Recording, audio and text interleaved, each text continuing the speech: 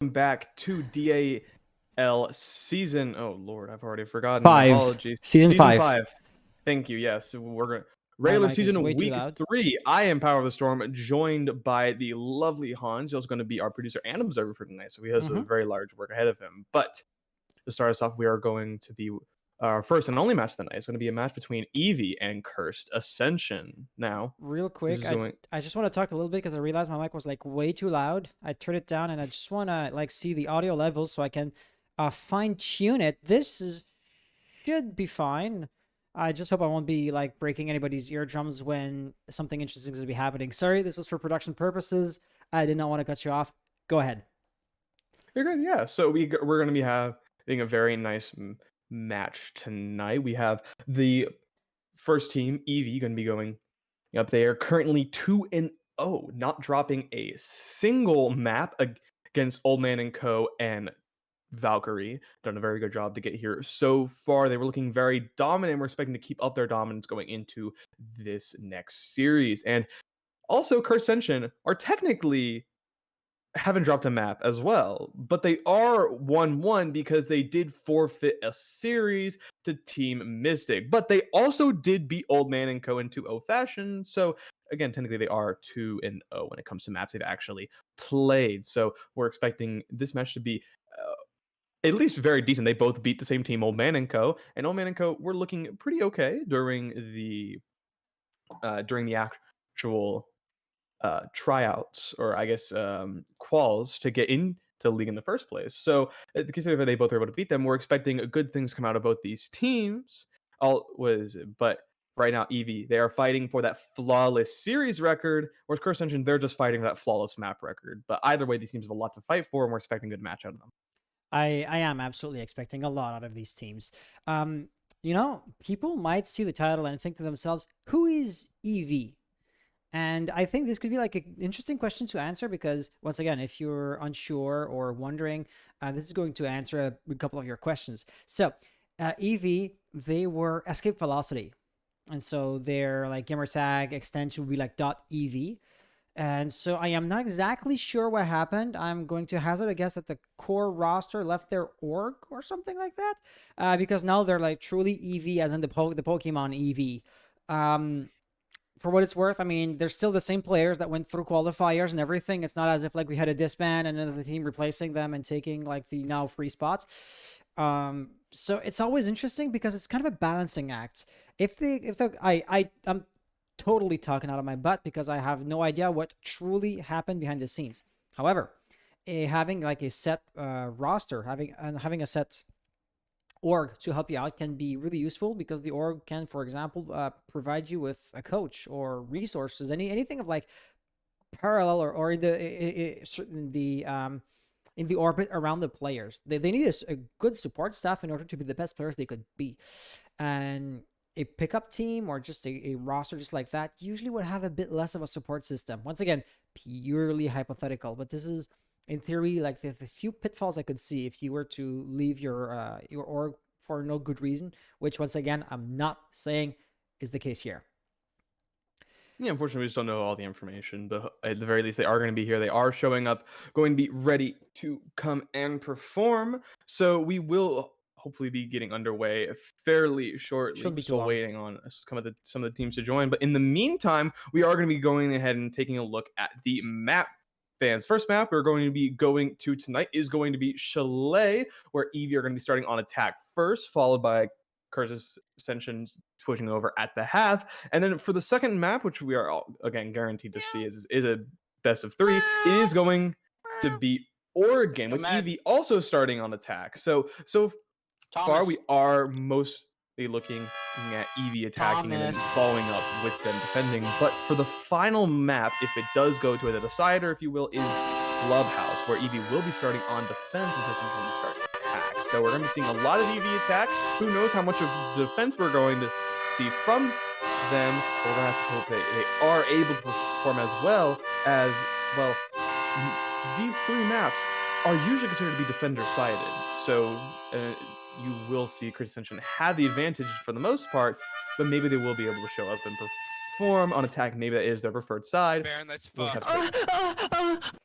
So we have all 10 players in the lobby. The one and only thing that map ban does not cover is overtime spawn size. So I just asked the players this in their in the game chat, and so they are asking for defense.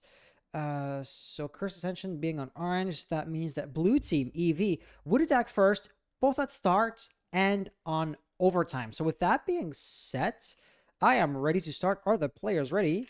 Let's ask them that. Because if they are, well, then we're going to be jumping right into it in just a few short moments. But they have yet to answer that question. So, yes. Is there anything else we can add on to that? The honest answer is not too much. I feel like you more than I, because I was like running the players, have done an excellent job of basically getting everybody up to speed, right? The teams, the score line, the maps, the spawn sites. So I'm just going to go out on a limb and say Baron for Escape Velocity are ready. Curse Ascension, they just gave us their ready, so I am not going to go out on a limb. I'm just going to tell them GLHF, and we are going to jump right into it. How does that sound? Of course. Oh, are you hearing them meowing? Yeah, I did indeed hear them meowing. It was they were having some fun, it seems. Why are we not entirely okay, the game just took OBS just took a bit of a half a moment to recognize the game. Okay, yes. Right. Are we in? Yeah, we're absolutely in. And you know, the next thing up on the to-do list would be operator bans, but I will not be surprised whatsoever if Thatcher was to be banned. I was gonna say even if I was seeing it as we speak. Flores would make total sense. On defense, something along the lines of Valkyrie and Mira would be totally standard, but for the sake of variety, I would just ask for anything else. Oh well. Well, we do get the Flores ban. Nice prediction coming out there. I, for one, it wouldn't be too surprised we did see Kaid getting banned over something like a Mira, but we actually see Wamai getting banned. Okay, well, that's a very interesting ban. Yep. Wamai has recently, with the changes coming in this season, has last season I believe, has really started to just come into his own as a very powerful operator. And in my opinion, he already was, but he's been seeing even more play time as of late. And we are going to see that Valkyrie coming ban, which I'm not too surprised. Still a very strong operator. So, but the Wamai getting banned just means that there's going to be a lot less utility denial that's going to be on the board for the defender. So almost certainly going to be seeing a Jaeger, but also operators like a Rooney might see a bit more playtime as well, as they can sort of waste a bit of utility on the defensive side, although it seems like they are more so used for area denial, depending on where exactly you do end up using them. But in any case, very interesting, man. I'm going to be curious to see if it does end up affecting this map. So the short-sighted reason why I would see Wamai banned, aside of the overarching fact and general fact that the operators become really good now, would be Capitao, because Wamai is the only true counter to Capitao, as in, Jaeger's ADS don't snatch the bolts midair, but the magnets do. So my instinctive question was going to be, are we going to see a Capitao played sometime today? Well, at the very least, on the first round, that's not going to be the case. And it's not as if the defending team had banned Wamai. Eevee being the attackers, they may have thought to themselves, we're going to pick Capitao or bring him to the playing field from the get-go right at the first round. Well, that was not to be. Yeah, quite unfortunate. They are not going to be bringing that out. So I'm not entirely Again, I'm not entirely sure if that is the entire thing, because not a lot of teams do end up actually playing Captown. Even those who do, usually the counter is just to just kind of rotate around when you do hear his fireballs being shot, not necessarily Yeah, to fair. That's fair. utilize an operator like Wamai. So, I mean, I'm not saying that it isn't incorrect, but it might just not be what they're bringing. In any case, one thing we do have to mention, we are seeing Oryx being played by True. Beamed over on the side of Curse Ascension, which is, at least in my opinion, a very interesting choice, as we haven't seen a lot of Oryx being played recently. Although he has started to pick up in popularity, as a lot of teams are really appreciating his gun is obviously very good, but also his roaming potential on the defensive side is nearly unmatched with his ability to traverse the map as effectively. So him being on the board, maybe a little bit surprising, but we'll have to see if he is able to get a lot of value. You know, it's the kind of operator that gets me to question the meta in a sense that I'm a pleb and I don't get it. Not that I don't think people are doing the right thing, because so Wamai or Oryx haven't been like majorly buffed recently, and so what led to them being played more? People realizing that the operator is good and like getting good performances out of those operators, fine by me, right? But if they are good now and they were not tweaked recently, that means they were good before, and as such, how did the entirety of the millions of people playing Siege not realize that they were this good last season? You know, that's my overarching question. I know you cannot really look at it in a bubble because it's the balancing. If somebody becomes weaker, then by comparison, these unchanged operators can become stronger. But yeah, I'm just proclaiming my ignorance in a really roundabout way. So let's talk about the attack instead, shall we? You know, starting out for the attackers, we're going to see Kitty Cat getting a kill onto Genesis, although Beam does immediately fire right back and remove the Lion from the board. That's going to be them going down, only getting one scan out, so not a lot of value being gotten from there, but it did result in the Jaeger getting a so potential fragger off the board, but Beam already making their presence known on the Oryx, picking up the first kill of the round. Brios firing right back with SMG-11, getting a kill onto Ned, before Candle fires back and gets Brios. So a bunch of trades coming out across the board. Down to 3v3 with a minute left remaining. Still very winnable for both sides.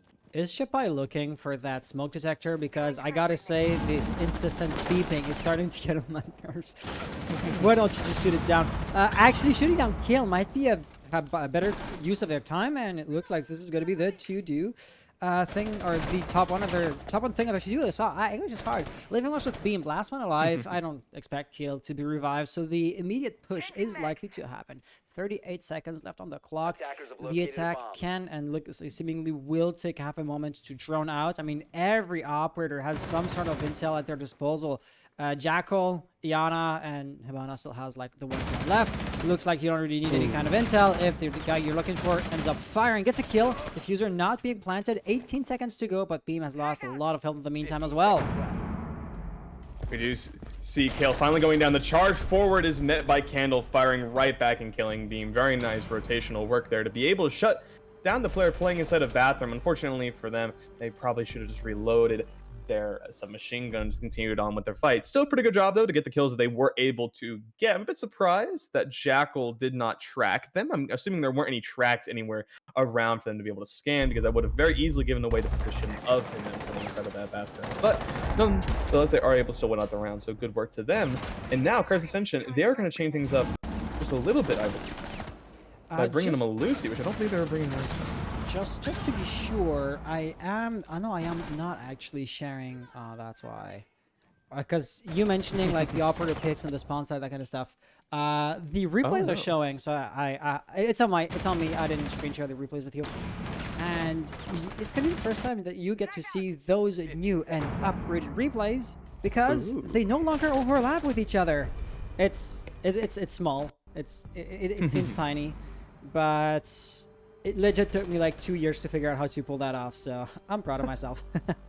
Yeah, no, It looks really good, but from the replays, you can actually see that they did bring the loot. They actually brought the exact same operator line as they did last time, and so did the attackers. So this is just going to be another push from the attackers. It's probably going to go the same way, if not the exact same way, and it's on the defenders now to really change up their defensive strategy to actually shut down this push.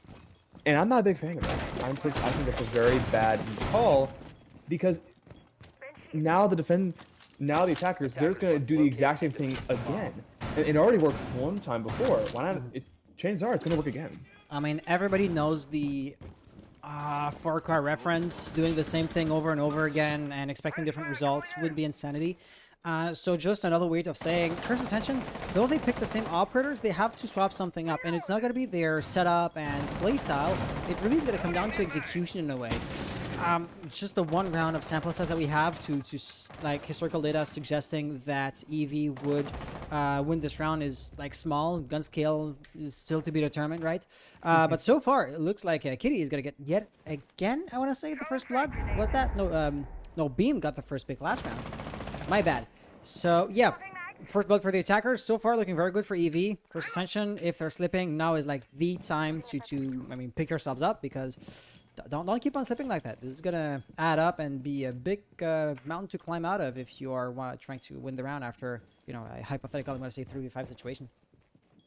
Once again, Eevee are going to be pushed in from the Solarium side, with Kitty Cat being outside of the window looking in the bathroom, kind of watch the rotate. But a lot of the players on the side of Ascension were holding over towards the library, and so now they're having to rotate over after giving up a lot of the space in there. We do see a few people playing inside a piano, trying to hold angles onto some of the windows, but a bit of an interesting play, all things considered, just because of the fact that, I mean, it results in they knew where they were going to come. This is the exact same place they pushed last time, and well, once again, they're getting a lot of value off of it. Already, Brio's taking a lot of damage, and when it's their smoke player, that's going to be huge. Kitty Cat did go down. I believe they did fall off the building and actually easily get picked back up.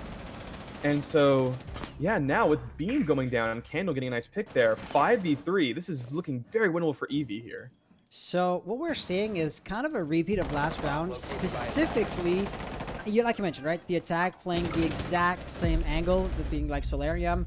And the roaming game this time was only Beam, but they got shut down extremely hard in the first round. Second round, same thing. And yeah, I mean, everything just snowballed out of control from there. We didn't exactly quite get to cast play-by-play the final kill on Kaid, but does it really matter? I don't really think so, because, I mean, like, 1v5 situation, even if Kaid gets a pick or two, it wasn't going to be a winnable situation for them. All in all, a bit of a misplay there coming up from Curse Ascension. They went the exact same site, brought the exact same operators, did pretty much the exact same setup from what it looked like. And once again, Eevee just walked up Solarium, vaulted in through the windows. All in all, pretty much the exact same push coming out, except for this time, Kitty Cat didn't die on the window. So got even more value playing right outside of that window, just looking into places like bathroom and just clicking heads. And well, I'm confused as to what Curse Ascension were thinking there, honestly. But they're not going to go there once again. They are instead going to go down to Bargain, which said that I personally enjoy a bit more. And we're going to be seeing them change up their operator lineup a little bit. In particular, they're bringing out a ward. Yep, absolutely. So Curse Ascension realized that trying to defend the master bedroom area was just not going to work. So they had to try something new, and that something new, like you mentioned, is going to be a bar and games room defense. Just how successful is that going to be? Yet remains to be seen. After all, this is what we are here to witness. But also, like you mentioned, the Warden. I am curious and quite intrigued to see where and how Warden is going to be played, because Warden is like the default, like, single best anchor operator in a sense, because you cannot like outflash them or smoke them out and neutralize their position that way. But then again, look at Beam right now. This is really indicative of a roaming player. I mean, crawling around the map, playing the snake kind of operator. I'm not sure what the point there is. Why not just walk around? But yeah, definitely not playing the way you would expect a Warden to play. So yeah, I am very curious to see how that's going to play out. There are certainly better roaming operators. I get the feeling that they may have been chosen purely for the deployable show that they bring to the table. Having 3 of them on the board would be pretty good for helping to set up the site. But in the meantime, as I am speaking, Genesis, the very nice peek there, is going to end up removing the head of Med, Shiesty. So with that, it's going to mean that the man advantage is now firmly in favor of Curse Ascension. But now, players like Genesis, they're currently stuck in kitchen. They're getting pressure out really heavily, but Gavin on the flank, coming down the Solarium stairs, is going to get a 2K for him, and gets another one. Genesis leaving it down to a 5v1 as Baron is now forced to push in from the Solarium stairs, just gets picked up by Gavin. A flawless round from Cursed Ascension as they just mop the floor with Eevee. This kill right here shows why I am always so hesitant to vault, or repel rather, through a window. Vault is more or less the same thing. Your movements are so limited. Your mid-animation, if you get shot at, you cannot back out of there. You cannot just, like, step. If it was a doorway, right, you could just hide next to the doorway and that would provide cover.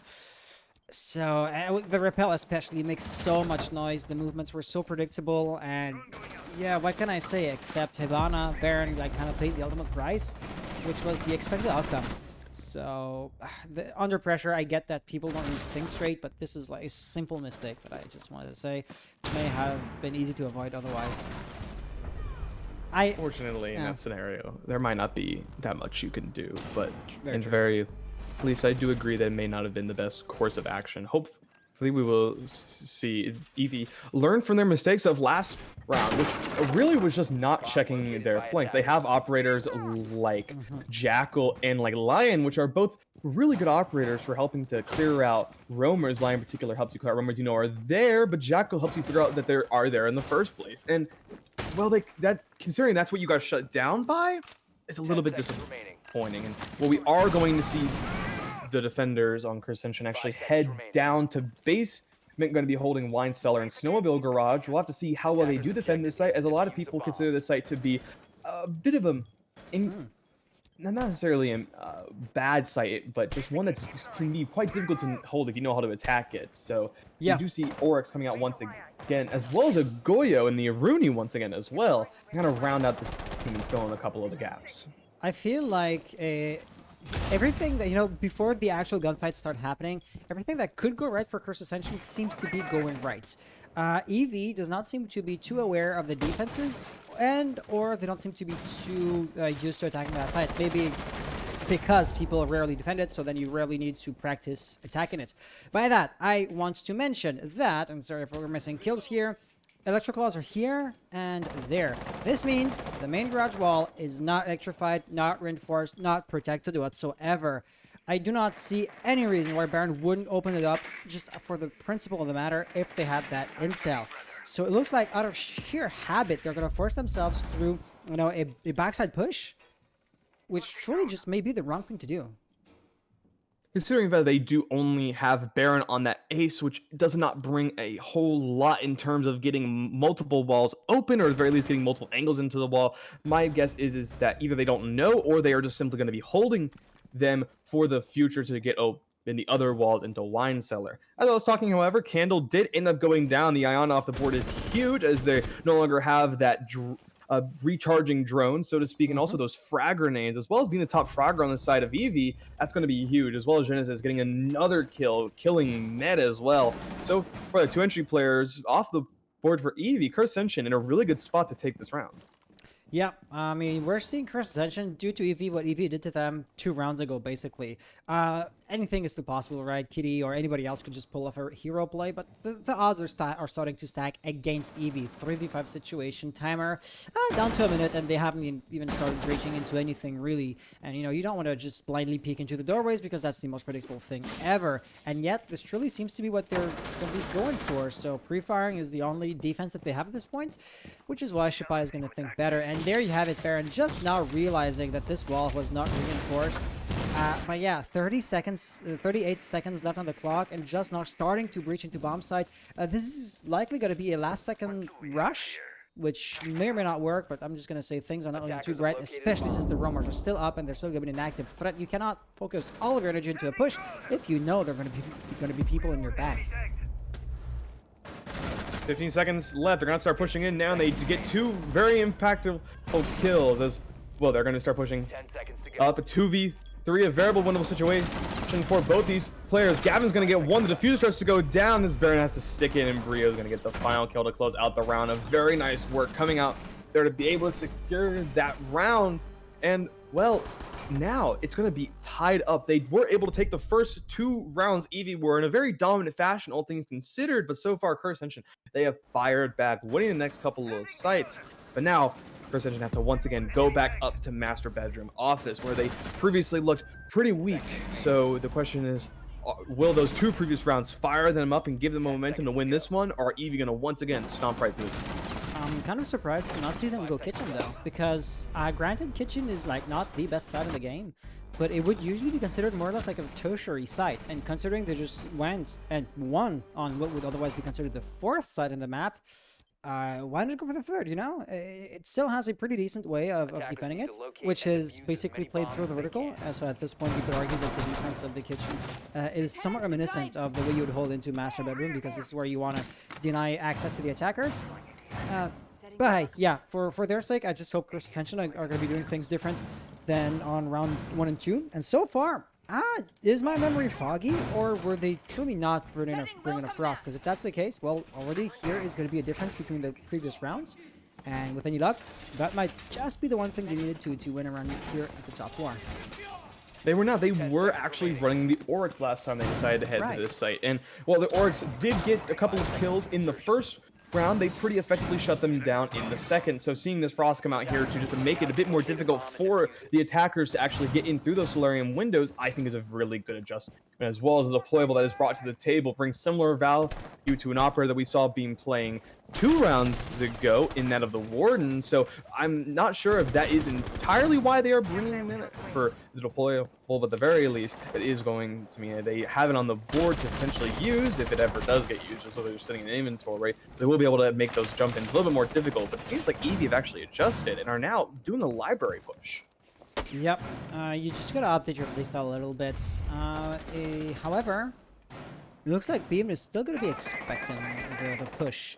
Yep, that gun doesn't have the greatest rate of fire ever, so it could be easy to just overpower or overwhelm that player. But med. Oh, he downs him. Yep, gets him, and looks like Gavin's gonna finish that up. However, in doing so, Beam dropped, and now Reading Room should be firmly in the attacker's control. I say should. Looks like Genesis was there to pick up the slack. Genesis goes down, and now for real this time, Baron is going to be the uncontested owner of the Reading Room. But we still do have Beamed right here. Thing is, by being this passive, you're not really causing a headache to the attackers, and so this is not really going to be slowing down the push, but it still provides the possibility for a roamer to sneak back up behind in the attackers' backs at the crucial, say, 15 last seconds of the round.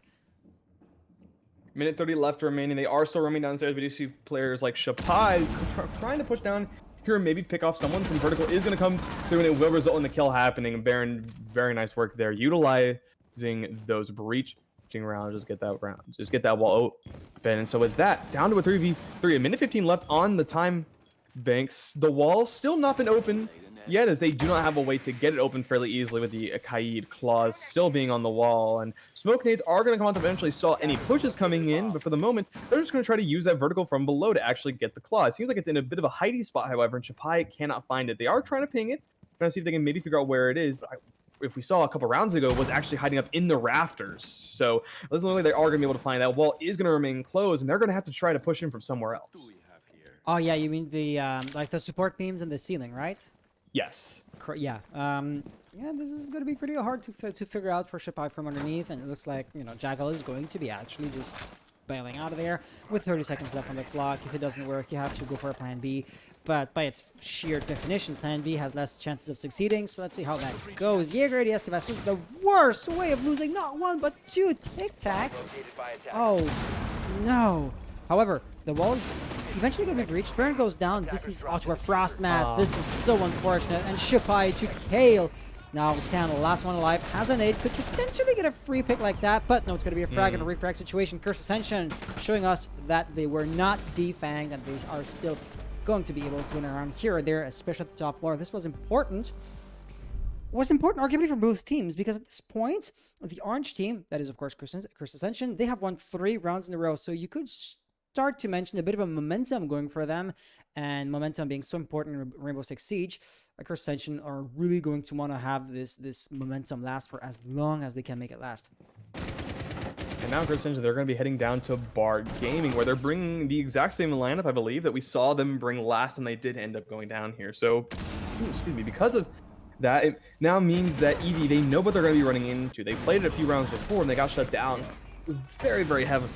It was a flawless round for Curse Ascension, which really meant that they started picking up the pace and actually started taking these rounds. That was the round they ended up doing it, as a matter of fact. So now, as we do see them doing a setup, or at the very least we will see them doing a setup in a minute. Yep, here we are. It does look like that they are going to be doing these, as I said, with a bit of an extension upstairs into library, as well as just kind of reinforcing off the mez wall just to give themselves a bit more area to work with. And so overall, I am liking this extension. We'll have to see if Eevee are able to adjust to it, or if Ascension are going to once again get another flawless, or at least close to it round, and absolutely dominate Eevee. Yeah, I couldn't tell you how that is going to go because they are really playing, in my mind at least, the all or nothing game. When you extend, it's expected in that bomb site to extend in the first place, so I'm not trying to paint them as being like the one team that takes crazy risks and try to reinvent the meta. But whenever you have an extended hold, take Genesis for example, being isolated, having a presence in that area, if done well, would deny access to the entire section of the map to the attackers. However, if done poorly, Genesis dies, no possibility for a refrag, and that's an entire, arm to the defense that just collapses within a single kill. So it's always a matter of how is the attack going to play this. Once again, taking Genesis' example, if you send 2 or 3 guys, you can surround the guy, and, Jaeger would die in just a matter of seconds. However, if you do the expected thing, well, then you're running into Cursed Ascensions ready and awaiting guns. So it's always a matter of, like, who can surprise whom the best. They do still have the Jackal to also help clear out, as well as Kitty, just to make sure that they, on the line, I believe Crippy might be their name, I'm not entirely sure, but it will mean that they are able to effectively close out any of the roamers, but it looks like the doesn't come in time, and Beam actually able to get a kill on the Candle, make bullets. that 2 as they do take out the head of Baron, but thankfully Crippy is there to fire right back and get the refrag for his 2 fallen comrades. But plenty of damage done, plenty of time wasted, and now Ascension, they still have the man advantage at 4-3. And, well, there's still players like Gavin who are roaming upstairs, and they are going to potentially get a lot of value here, although they were droned out. So we'll have to see if they are able to close them out. So it looks like we got the answer to the question I asked about 10 minutes ago. Why are you playing with the Warden if you're going to be off site? Tossing flash grenades is a pretty typical way of making sure that it's safe to rappel into the building. So I guess this is why you'd want to have a Warden there. But that is going to be likely Genesis dying. I mean, standing in the middle of the stairway out of cover with the hole in the wall, of course, Shipai shooting at them. But somehow Genesis makes it out alive. 50 seconds to go. The attack is now, losing momentum, losing its breath. Players are losing health. Time is going down. That did not get destroyed. You'll be pleased. Was that technically a bug? Because if Kitty was to lose due to not having too much momentum, you could argue Parsons please. But that does not seem really to be the case. 30 seconds to go. This is now looking dire. Both players, combined have just about 100 HP. But nobody's like directly on bomb side. Am I wrong? I am wrong. And that's going to be a double kill for Kale.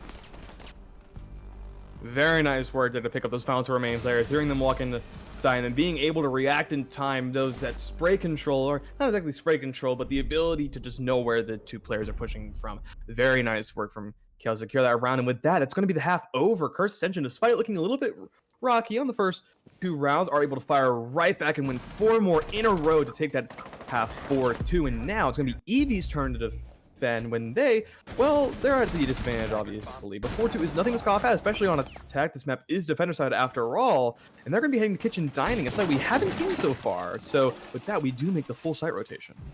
Yeah, I just want to say, I really enjoy the meta of Chalet more than... I think from a spectator's point of view, it's like one of my favorites, maybe even my single favorite map in the meta right now, or in the Pro League right now. Simply because the way you defend it is quite unique, right? Those extensions you see from time to time in other maps, but not always. Extensions into Villa are possible, but it's rare, right? And those kind of choke pointy proxy buffer rooms are also present, but not rare elsewhere. For example, if you're defending into the master bedroom, you really want to protect your piano area, because this is basically a funnel point into every other bomb site there is. For example, you have 90 hallway in Villa, but it doesn't feel the same to me because you're not directly on bomb site. And I just wish we would see one defense at the top floor, which is pushed the quote-unquote typical way, just so I could get my fix of fighting for control of piano. I know I'm rambling and I'm not talking about this run at all, but this is just what I want to say, what I want to see when I saw that we went into Chalet. Sorry. We do have to mention that we are seeing the Frost and also the Pulse coming out tier 2 operators we don't typically see too much. Frost typically gets a lot of play on maps and or sites with a lot of windows, which you wouldn't really describe Kitchen as having a lot of windows, but they are putting them in some very intelligent positions as the defenders, excuse me, the attackers might have pushed in from. The Pulse mostly just seems like they're going to be playing from below inside to stop any counter vertical play that might be coming here. But counter vertical doesn't matter when you have Candle playing on the top floor behind a deployable is going to be able to get a very nice opening frag onto Gavin, someone who was currently tied with 3 players for second top frag. I just realized very nice work from the players in Ascension, but with them being removed from the where that is going to mean that one of their entries is down, and now, well, they're going to have to work a little bit harder if they want to clear out this top floor and then eventually push into sight. This vertical hole or with the vertical extension coming out here being really impactful from the players on Eevee. Why not just ask Zofia to breach this with an impact nade? I am not sure what the idea here was, because you wouldn't want to waste the summons on something as trivial. However, this could be a good thing, because standing right above Pulse, assuming you manage to avoid the inevitable C4 that will pop up, well, then you would have vertical into the bomb site itself. Granted, you know, Jaeger would still be a major threat, but if you can contain that, you know, that area, a plant, though risky as it would be, could still be already feasible in a sense. However, with the deployable shield destroyed, he's gonna have to back up. But Jaeger has not yet been defeated. Yeah, very easy for him to just go ahead and just back up into the master bedroom proper, where there's plenty of players like Baron and Shapai to go ahead and just hold and make sure he's okay. But we do actually see a trade come out. Baron and Brios are going to take each other out, 2 back-to-back headshots. Very nice work from them. So that will mean that one of the players upstairs is down, but so is another entry on the side of Curse Ascension. So now they're just going to have to try to go for a bit of a different push. Kale's still upstairs on the Mez balcony, but the rest of the players are going to be pushing in from downstairs, trying to get open this dining hall wall and eventually start pushing in. But there are players still on site, players that are sitting behind deployables and in the back of the site, trying to make sure that they can actually prevent the push from coming in, as well as the Pulse, who's currently down in basement, giving them live ping so they know exactly where everyone is. I want to say this is unwinnable for Ascension. I am so sorry, but if you provided the defense still has people upstairs, for just the same reason, the attack would want to have top floor, but this is going to be likely Frost dying right here. What was I saying? Verticality doesn't matter if everybody just came back on site just to be straight up murdered. Are we going to see an attacker blown to bits and pieces? No. Diffuser is going to go down, and all that live ping in the world was of no help to the UMP-45, the weakest gun in the game. What can he do? What can he do? Pre-fire is the only thing that is left. Oh, planting a Claymore was just the wrong thing to make at this point. Did the Claymore actually go down? No, it did not. Kale is likely going to have a camera or 2, and there you have it. Low as Pulse was. There really wasn't much that could be done. Nice attempt, though. We gotta give credit where credit is due. That was almost a clutch. The 1 bullet to the head would have done it, but alas, it was not meant to be. A clutch almost coming out there wouldn't have even been needed if it wasn't for the fact that Ace, or excuse me, Genesis on that Ace was able to pop off, getting 3 kills to entry into sight. It looked like you were saying, unwinnable for Curse Ascension, and then their players start popping off. Genesis gets 3. Kale follows up by getting 2 to close out the round. Just absolutely phenomenal work coming out there from the attacking team. It seems like the defenders, they got comfortable, and well, it resulted in them unfortunately getting a loss. Still, like you mentioned, very nice work there from the Pulse on Crippy, I believe, to effectively get those 2 frags and almost win it out. But when you're at such low HP with a gun like that, there isn't much you can do in the end. So now Eevee down 1 on their first offensive. Momentum still in favor of Curse Ascension. They're going to head up to Master Bedroom, maybe try a bit of a different hold. I would just like to reminisce on the past for just 1 or 2 sentences more. The defense never got flushed out as far as like top floor roaming / extension was concerned. So why would you voluntarily abandon that? The idea is when you're directly above the bomb site and the ceiling is soft, well then you can just breach that and deny a plant this way. Just think about reading on Cafe. This is the exact same situation or dynamic which we're seeing here. But for some reason Eevee just totally abandoned that. Because I was going to say it's irrelevant. They're going to have somebody from above kill whoever tries to plant the diffuser, but they did not, and I have no idea why Eevee abandoned that area of the map. However, this may be just like the one thing I want them to take away if they were to watch the VOD afterwards, because this to me feels like a major mistake. But let's not dwell on it for too much longer, because First Ascension are going to be funneling in. And it looks like Med, missing the shots with the drone, is going to have to retreat almost in shame, because, oh yeah, they're being run after by, I'm not sure whose silhouette that is. Is that kill? That must have been one of the holograms, rather. We do need to mention that we are going to be seeing, for the first time, somewhat surprisingly, a Mira on the board for Eevee, which is going to give them a bit of a unique site setup. But in the meantime, we are going to see a very nice SMG-11 kill from Med to be able to take out Kale. Shapai as well going to get one of their own, taking down Beamed with Jaeger's very trustworthy AR. Genesis is going to fire right back and kill Med. Almost gets killed on his own by Crippy, playing up on that stairs with that Vector, but he is going to be able to get out, although very badly shaken, as now 4-3, the player count is still in favor of Eevee, but it was also in favor of them last time, and Curse Ascension were still able to bring it back. Yep, Curse Ascension, they got the momentum factor going for them right now, and it is in goddamn full swing. So it'd be interesting to see how Eevee are gonna like stop this. At this point, all they gotta do is stop the bleeding and slow things down, because they need a breather, basically. If they get to collect the thoughts, anything could still be possible, especially since that one wall is not reinforced, but oh no! Peeking directly into Bryos, Refire. I am still confused to how to pronounce some of these gamer tags. It looks like the numerical advantage that Eevee were enjoying is now gone, and not just brought back to equilibrium, but actually now swinging full into Ascension's favor. 2v3 situation, 48 seconds on the clock. This looks very doable with that angle now shut down. Wow. The players outside First Ascension have just pushed in and gotten a lot of frags, same as last round, leaving it all down to Crippy, left playing inside of bathroom. Now he's got one player on his left, two players on his right. The bomb is going down. It's going to be Brios on that LMGE to just finish out the round by getting a very, very nice kill there onto the Goyo. And with that, that's going to be another round on board for Cursed Ascension. They have brought this all the way from being down 2-0 to now they're at 6-2, match point, and looks at the final site potentially for Eevee. It's going to be Bar Gaming.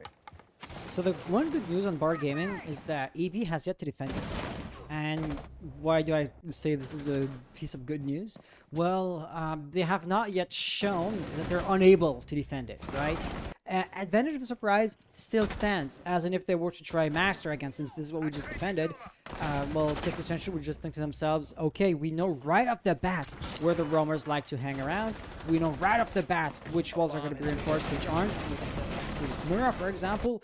And so the joining phase is just going to be a matter of making sure they're doing the same thing, and or figuring out like the small what the small tweaks between the two rounds would hypothetically have been. But since this is not the case, they're going to have to drone out the entire bomb site again to basically map out Eevee's entire match plan.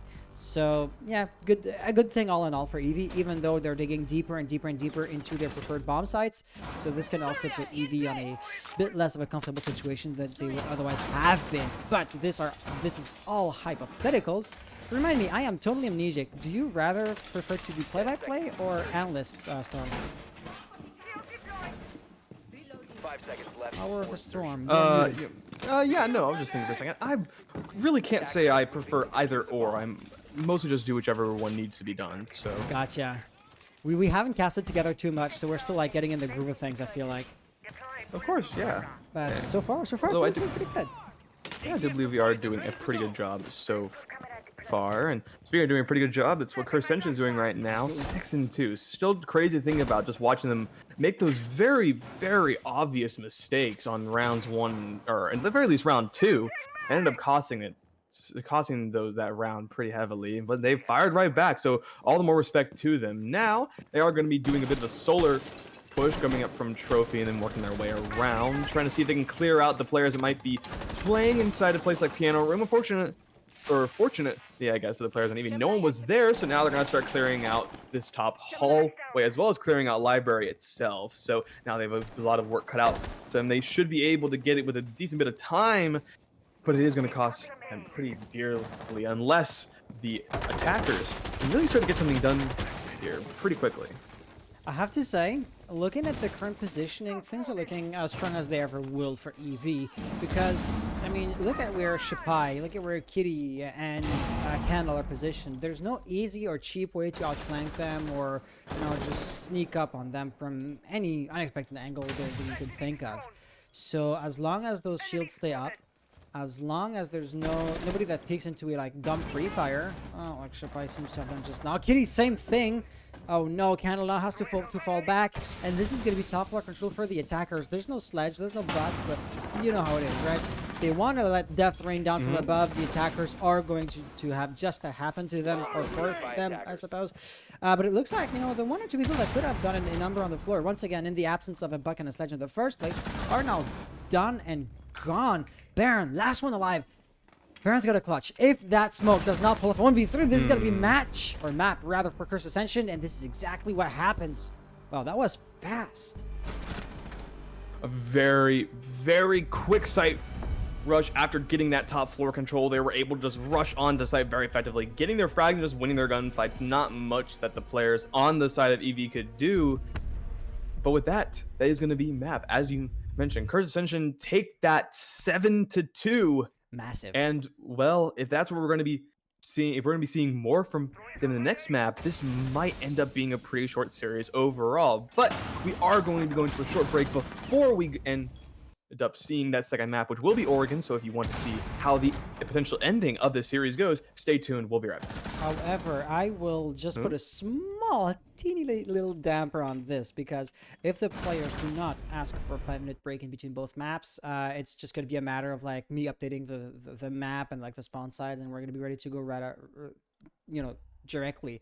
So I'm just going to ask the players this, and if need be, I mean, you can maybe just like analyze the way the next map, which is going to be Argon, is played, you know, the 2 minutes it takes me to work the mouse. I'm going to ask the players this, and if they want to take a 5 minutes break like you were anticipating, we're going to do as you expected. So yeah, well, let's ask the players. In the meantime, I can go ahead and talk.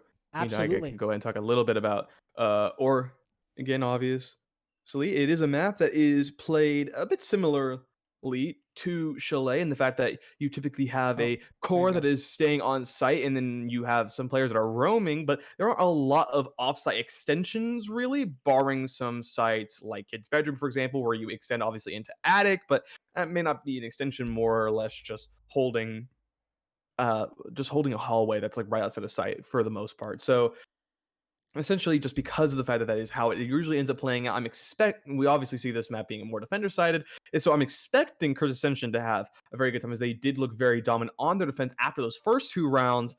But maybe this isn't their map. Obviously, some teams prefer playing on certain maps other than others, so maybe this is the map that Eevee really likes. Maybe they feel a lot more confident on this map. It is a map that is played a lot more often. It's one of the scrim maps, obviously, that in Clubhouse, which we could be seeing for our decider if it doesn't end up going to that. So maybe this is where Eevee really gets their groove. Maybe this is where they really start firing back, and maybe they are going to be able to take it. But based on just what we've seen so far, my assumption would be that Curse Ascension would be favored on this one.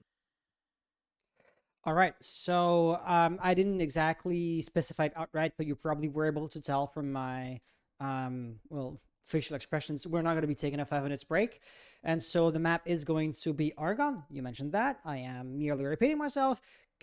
Eevee starts attacking at start, and should there be an overtime situation, Curse Ascension would be the first one to attack then and there.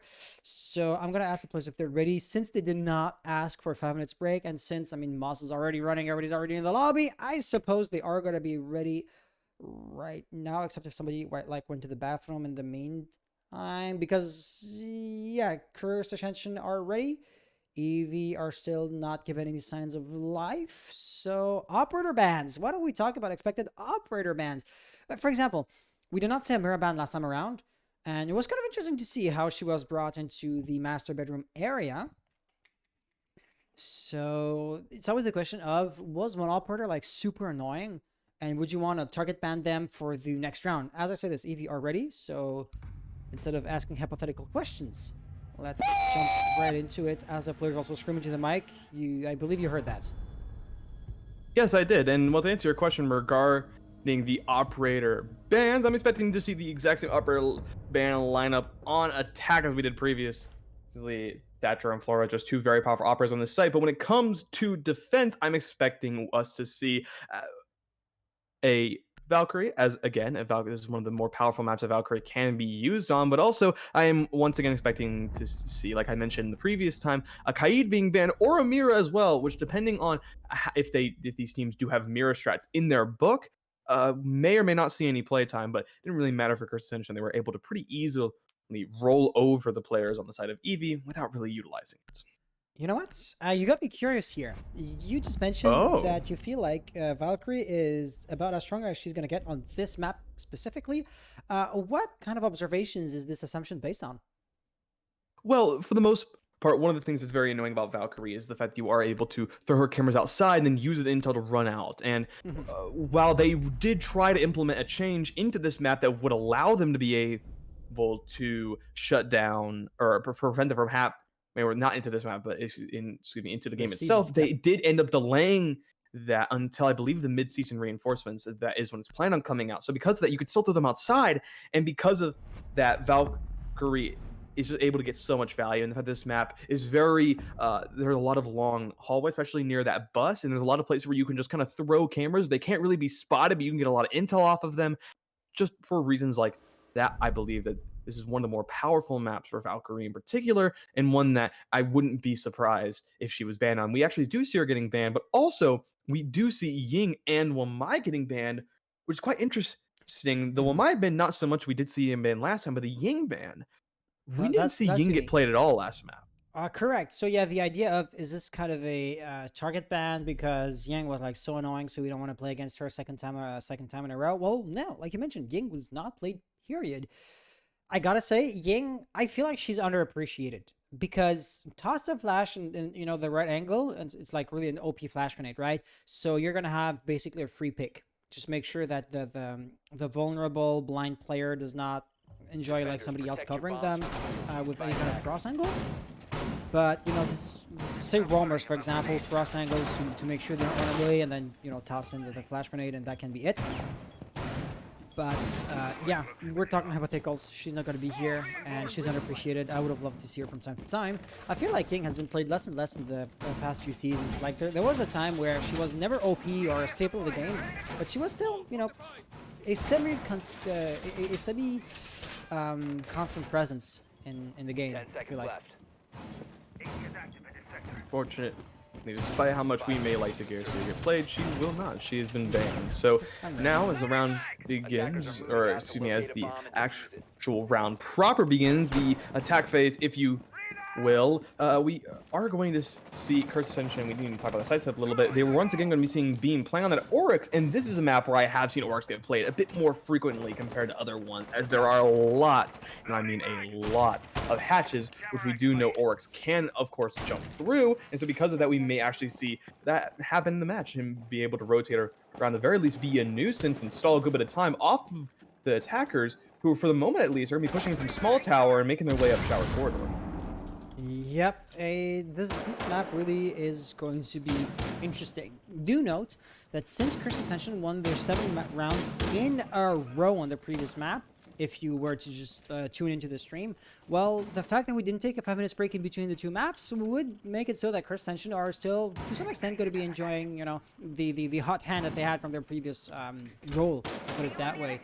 So if it was to be, they could just keep on airing through Eevee. Of course, Eevee are going to make everything they can to make sure this doesn't happen. For example, toss an 8, but this is just merely going to raise Genesis. And of course, Gavin is there to make sure nobody rushes behind that frag grenade. But nobody was going to do that. And look at the positioning.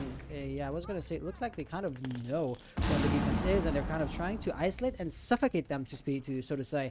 But Gavin, though isolated, though surrounded, though identified and droned out, still has a gun, and the SMG-11 is no small weapon. But nobody's going to pick them, though.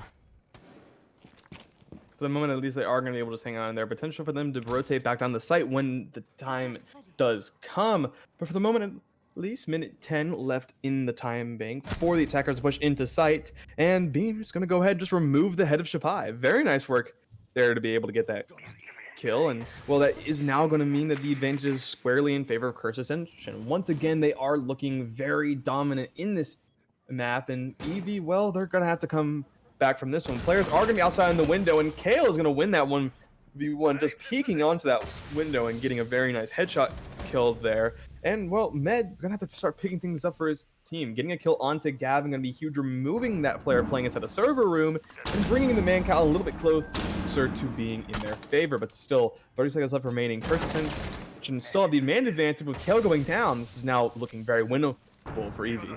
Oh, especially if they're reviving, that could be a double, but no, that was Beam to revive, right? Yeah, Beam is going to make it out of there alive. Kill also, though flash, the guy's up, the gun is up, and the menace, the threat, the hail of bullets, and the deadly shots are going to erupt, and there you have it. This is going to be Curse Ascension winning yet their 8th round in a row. Very dominant from Curse Ascension. Honestly, they're on a total roll, 100% on a roll. They cannot be stopped, it seems. And, well, now we're going to see Curse Ascension choose to continue their roll down to Laundry Room, Supply Room, down to the base, where we are going to see them bring a very similar op-air lineup, but instead of Oryx at the very base, we're going to be seeing Ella come out from Beamed, who fills a role that's a little bit different. You can still roam with the Ella, but you don't really bring her that much for the roam. You really utilize her because she has a deployable shield, and also because of the fact that she does actually have a very good gun if you are able to kill the recoil, but also that shotgun can be very deadly if you play her around corners. And we are going to does look like shotgun. We are going to see Beam bring out the shotgun. So while a slight setup, we're probably going to see a bit of aggressive plays coming out. Yeah, I kind of expect Beam, if Beam does not want to outright roam, I'd expect the FO12 to be situated around the freezer area, because, you know, with the deployable shield to hide behind, with the Burst Mount Mines to act as proximity alerts, and to then peek into a disoriented opponent, you know, in a close quarter area such as the freezer, that gun can be almost impossible to beat. However, with the shield elsewhere, I am maybe doubting my prediction a little bit now. However, Beam really does not seem like they want to stay directly on bomb sites. But then again, out in the open, like that shower corridor, you don't want to be playing with a pistol against, say, for example, the G36. So it looks like stealth is going to be Beam's best friend. Not sure who that is. Oh, that's Gavin. Gavin trying to attract the attention. That could be a good thing, right? Beam stays hidden for a bit longer, but no, that was not meant to last either. So, yeah, full-fledged gunfights erupting, but neither team taking the upper hand as of yet. So far, they are just trying to slowly push in a lot of players on drone. We see Crippy and Bear in particular on drone.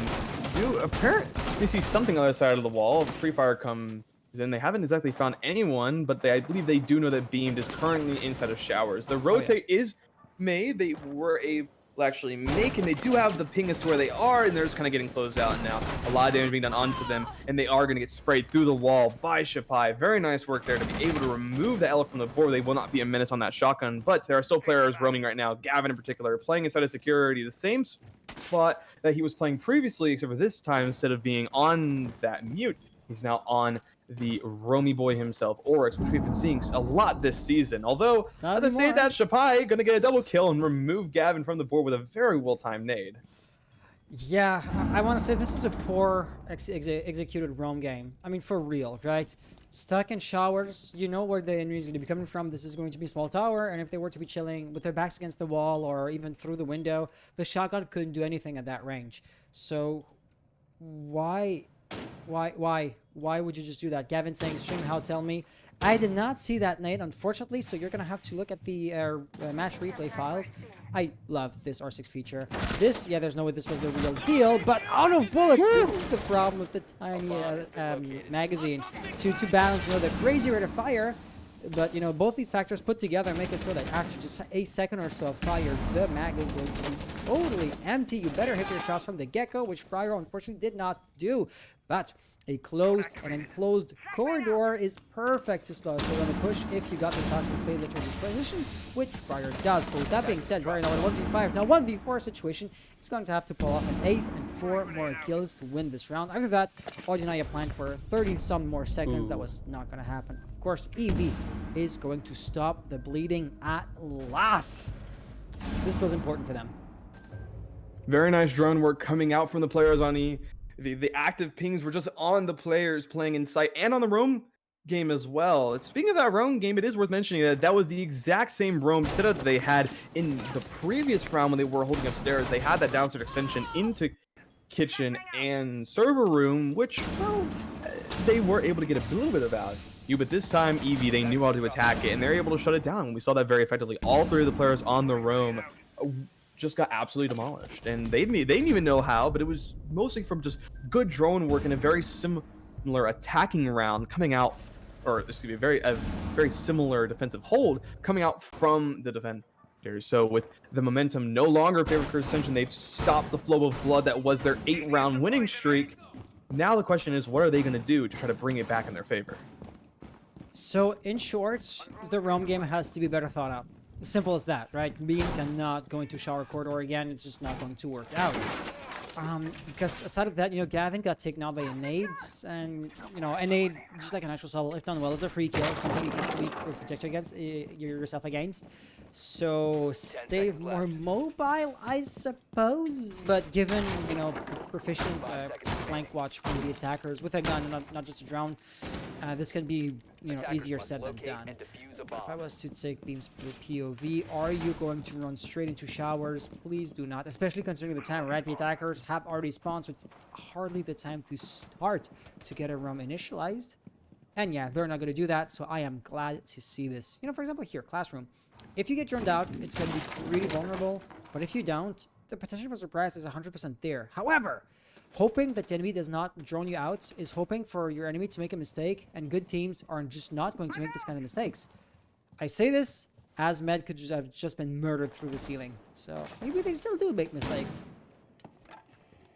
We see Beam going ahead and rotating upstairs as Med starts to push Shin, although it isn't either of them that gets the kill first. It's going to be Candle getting a kill onto Genesis. Beam does fire back and is going to be able to kill Kitty and getting another one as well. It's going to be 2 for them as they get the refrag on to their teammate, killing Med and Griffey. So with that, now going to mean that the man advantage firmly in favor of Curse Ascension. They did lose their Jaeger, but unfortunately for them, they aren't exactly doing the greatest. So that frag may not be as impactful as getting the Buck and the Maverick, 2 players, or excuse me, 2 operators that can give you a lot of value, especially later on into the round. Yeah. And now with a minute 40 left on the time bank, it's going to be curious to see what Eevee decide to do, and it looks like it's going to be a freezer push. It is not all bad. Since there's not a Mew, since there's... Oh, there's a Kate. Okay, sorry. I am totally blind. I was going to say you don't really need that Maverick that much. But smoke goes... That could be a double, but no, that range of shotgun is going to be deadly. 2 kills. Diffuser lost. But of course, Shapai is going to refrag you. Though, that refrag gets itself refragged immediately thereafter. But I want to say this is Kaid.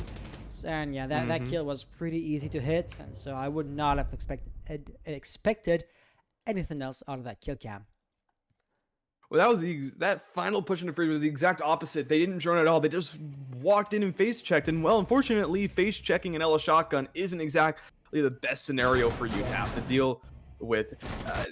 Showing the absolute power of the Ella shotgun, they're getting a 4K in that round to just make it so easy for Curse Ascension to win that one. So now the momentum back in their favor once again. Kids Dorm and Dorm's main hall is open once again for the defending team, and we're going to be bringing a very similar operator out to what we actually saw last time they decided to defend this. And well, Eevee, they're in a bit of a pickle here. They were able to win 2 rounds ago, but they're going to need to do a little bit better than that if they do actually want to win out this series. Yeah, I mean, if what we saw was just a one-off thing, a bump in the road is going to slow down Curse Ascension's momentum, but a bump in the road is just that. Curse Ascension would, by that definition, still eventually make it to the 7 points way before Eevee does. And so far, I have to say, it's more than just strategy, team play, and team coordination. Individual player skill also falls into a category of, well, a factor that is going to make a difference. 10 seconds to go. And I say this, but I don't feel like one team is dominating the other as far as face checks are concerned, right? There's no team that will always, or no single player that will simply always win their face-to-face gunfights. Ella, in her element, was like super dangerous, but that's the one-off thing where you're highly map dependent, and you know the stars did align the last round and only the last round. So that's what I got for you. A very similar Brome extension coming out from the players on Kurt's Ascension. Once again, holding down in kitchen and in security, where they put a little bit more resources. We do see an ADS down there, which I don't know if there was their last time they had held this, as we did see a frag, or we did see a nade kill come out. But at the very least, we are going to see them, for the most part, try to avoid it, trying to take open big tower, and instead make their way in through attic, and also potentially try to get in from the actual master bedroom itself, which so far doesn't look like it has a lot of pressure on it. A lot of the roam game happening, and it looks like Eevee, they just plan on bypassing it entirely. That's the thing to do. I do quite enjoy. Yep, that's the thing to do, because if you want to whittle down the roamers, you're playing their game, right? The roamers are hoping to play for time, get a kill through, while by doing so, and then you just don't have the resources, be it manpower, utility, or time, to push into the bomb site itself. But if you were to not make your way to the bomb site through where the roamers are anchoring, well, then they might as well just not be there, as long as they're not taking natural cells from below. But with 1 minute 35 seconds to go, right? Kale already feeling the pressure, still very strong, right? But if the other side was to fall through your Baron and everybody else, now all of a sudden Kai could be in a very precarious situation, and this is like the go-to plan. You just gotta make sure to have a flank watch drone somewhere, because the roamers, though still present, could be dangerous if they were to sneak up behind you. So a drone is all it takes. But so far, I don't see too much of an active roaming game. So far it doesn't look like they did decide to mostly rotate back the site and open things up. It's actually going to be Shapai playing outside this big window, going to get a very impactful kill on Brios, removing that smoke from the board, and no more smoke day is going to be able to be thrown out. There's still a minute left of time, but plenty of time for Eevee to work with. But Candle is going to go down, not entirely sure from whom. For the moment, at least, they aren't going to be secured. It does look like they might be able to rotate back out and actually get picked up by their teammates, but Beam is going to actually take out Crippy, removing that Maverick from the board. Hopefully he used all of his nades, as otherwise, it's another very impactful kill. So right now, it does look like Candle is going to be able to get picked up. They now are in a solid 4v4. There's only 30 seconds left. The defenders still have plenty of angles to hold and plenty of time to work with. Eevee are going to need to get a couple of frags and want to push in here, and right now, first are making it easy. Yep, the health pool is, I was going to say, somewhat evened out, but not anymore. Killing Gavin. Gavin's still with the Nitro Cell Story, could basically free the denial plan to the diffuser, but that was not to be. Eevee winning it another round. And as such, it looks like we're going to have an actually even match this time around. Yeah, so far it has been very, very back and forth. We have seen Curses and have some pretty dominant rounds, in particular 2 rounds ago with, I believe it was actually Beamed playing on that Ella getting a 4K, but Eevee have been able to fire back and have some pretty intelligent rounds themselves. Being able to effectively drone clear and then push them aside and win their ones has been very, very impactful, and it certainly seems like a far cry from the Eevee that we saw on the last map, who at this point in the game, well, it was tied to 2, but it was after they had won the first 2 and then lost 2 very heavily afterwards. So definitely looking like a bit of a different Eevee, but still plenty of time for either of these 2 teams to fire back and actually really show up where it matters and start to roll this series, or excuse me, start to roll this map if that is on the table. For the moment, at least, it does look like they're actually going to be holding a kitchen meeting, if I'm not mistaken. Yeah. The big difference between this map and the previous one, if we're to compare the situation at this point in time on both maps, is that Curse Ascension aren't getting a momentum due to the back and forth nature of the situation. And therefore, I don't see anything that would lead me to doubt that Eevee will just stop winning rounds starting now. So, hey, let's just hope for the best for their sake. You know, if you're an Eevee fan, this is already looking way more interesting than before. I don't really have the time, since I'm spectating and everything, to pull up the comments, but if my memory serves me right, somebody did mention that Eevee were like trolling a little bit in the previous map. I'm not sure how much water that holds, because you wouldn't want to troll in like a comp match like that, but if they were to be trolling, you could argue that now they're not, hence why they're playing better.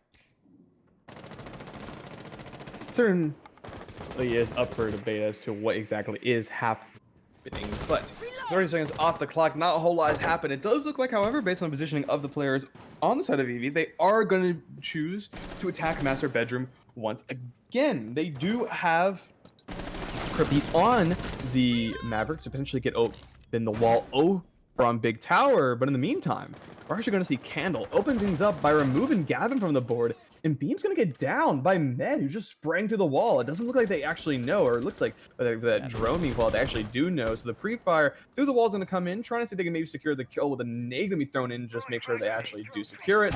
And it looks like they do. Med securing that kill for themselves is going to be in 5v3 for Eevee, and it looks like they're actually going to take the lead in this series. Yeah, Genesis still going to try to pull off a hero play, but Kitty gets a kill on Bryos. And now the diffuser could be planted pretty quickly. I mean, you just gotta keep Kale in check. And the round is basically yours. Or actually just kill him out. And the round is actually flat out won. But Kale does not go down without a fire. MP7 at that range with a crazy rate of fire. Diffuser now lost.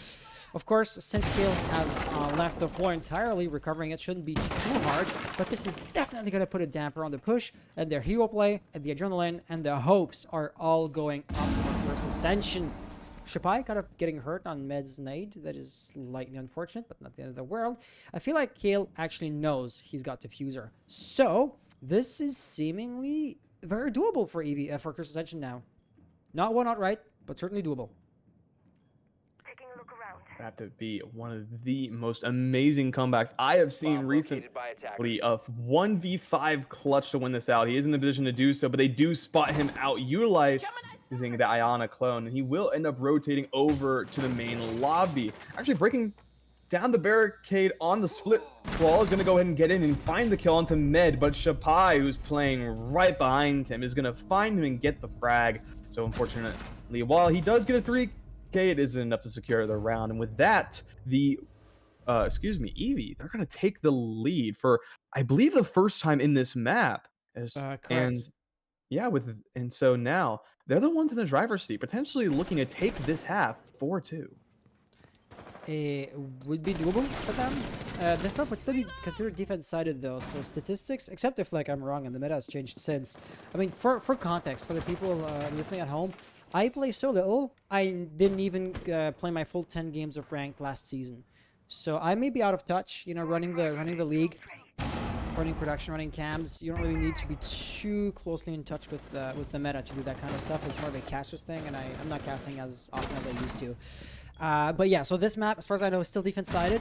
So odds will not be in Eevee's favor as far as like getting that 4-2 round split is concerned, but they definitely are going to try for damn sure. Sorry, just the chat is making me laugh. Anyway, seriousness time. Back to what's currently going on at hand. It does look like that the current situation is that for Ascension, they're going to be heading back down to basement, where they were able to really easily win out the round based off the back of Beam getting a 4K with that Ella, which we do see them bringing out once again. Also, bringing out the Shoddy, same as last time, but as well, the exact same operator lineup as we saw previously. Same with both sides, actually, I believe, unless they brought a Buck. It's hard to recall. Med seems to be swapping between the two depending on what they want to actually bring, but it looks like another extension up into server room. They just love server room so much, and we've seen that Eevee can shut it down very effectively. So I'm not entirely sure if this is the best course of action for them to actually be able to win out this round. I see nothing in server except for the reinforced hatch right now. Oh, never mind. Okay, there were 2 people in there at the time that I was seeing it.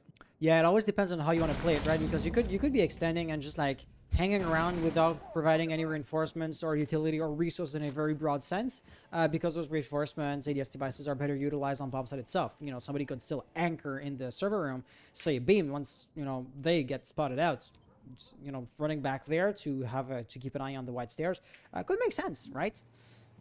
With that being said, though, for the time being, the anti-roam play from Eevee is going to come in the form of trying to flush out the guys at the top floor. Gavin, to be specific, because I don't see how Beam could assist for the time being. I says Beam gets a kill, but right now, you know, the teammates on the other side of the top floor has been taken out.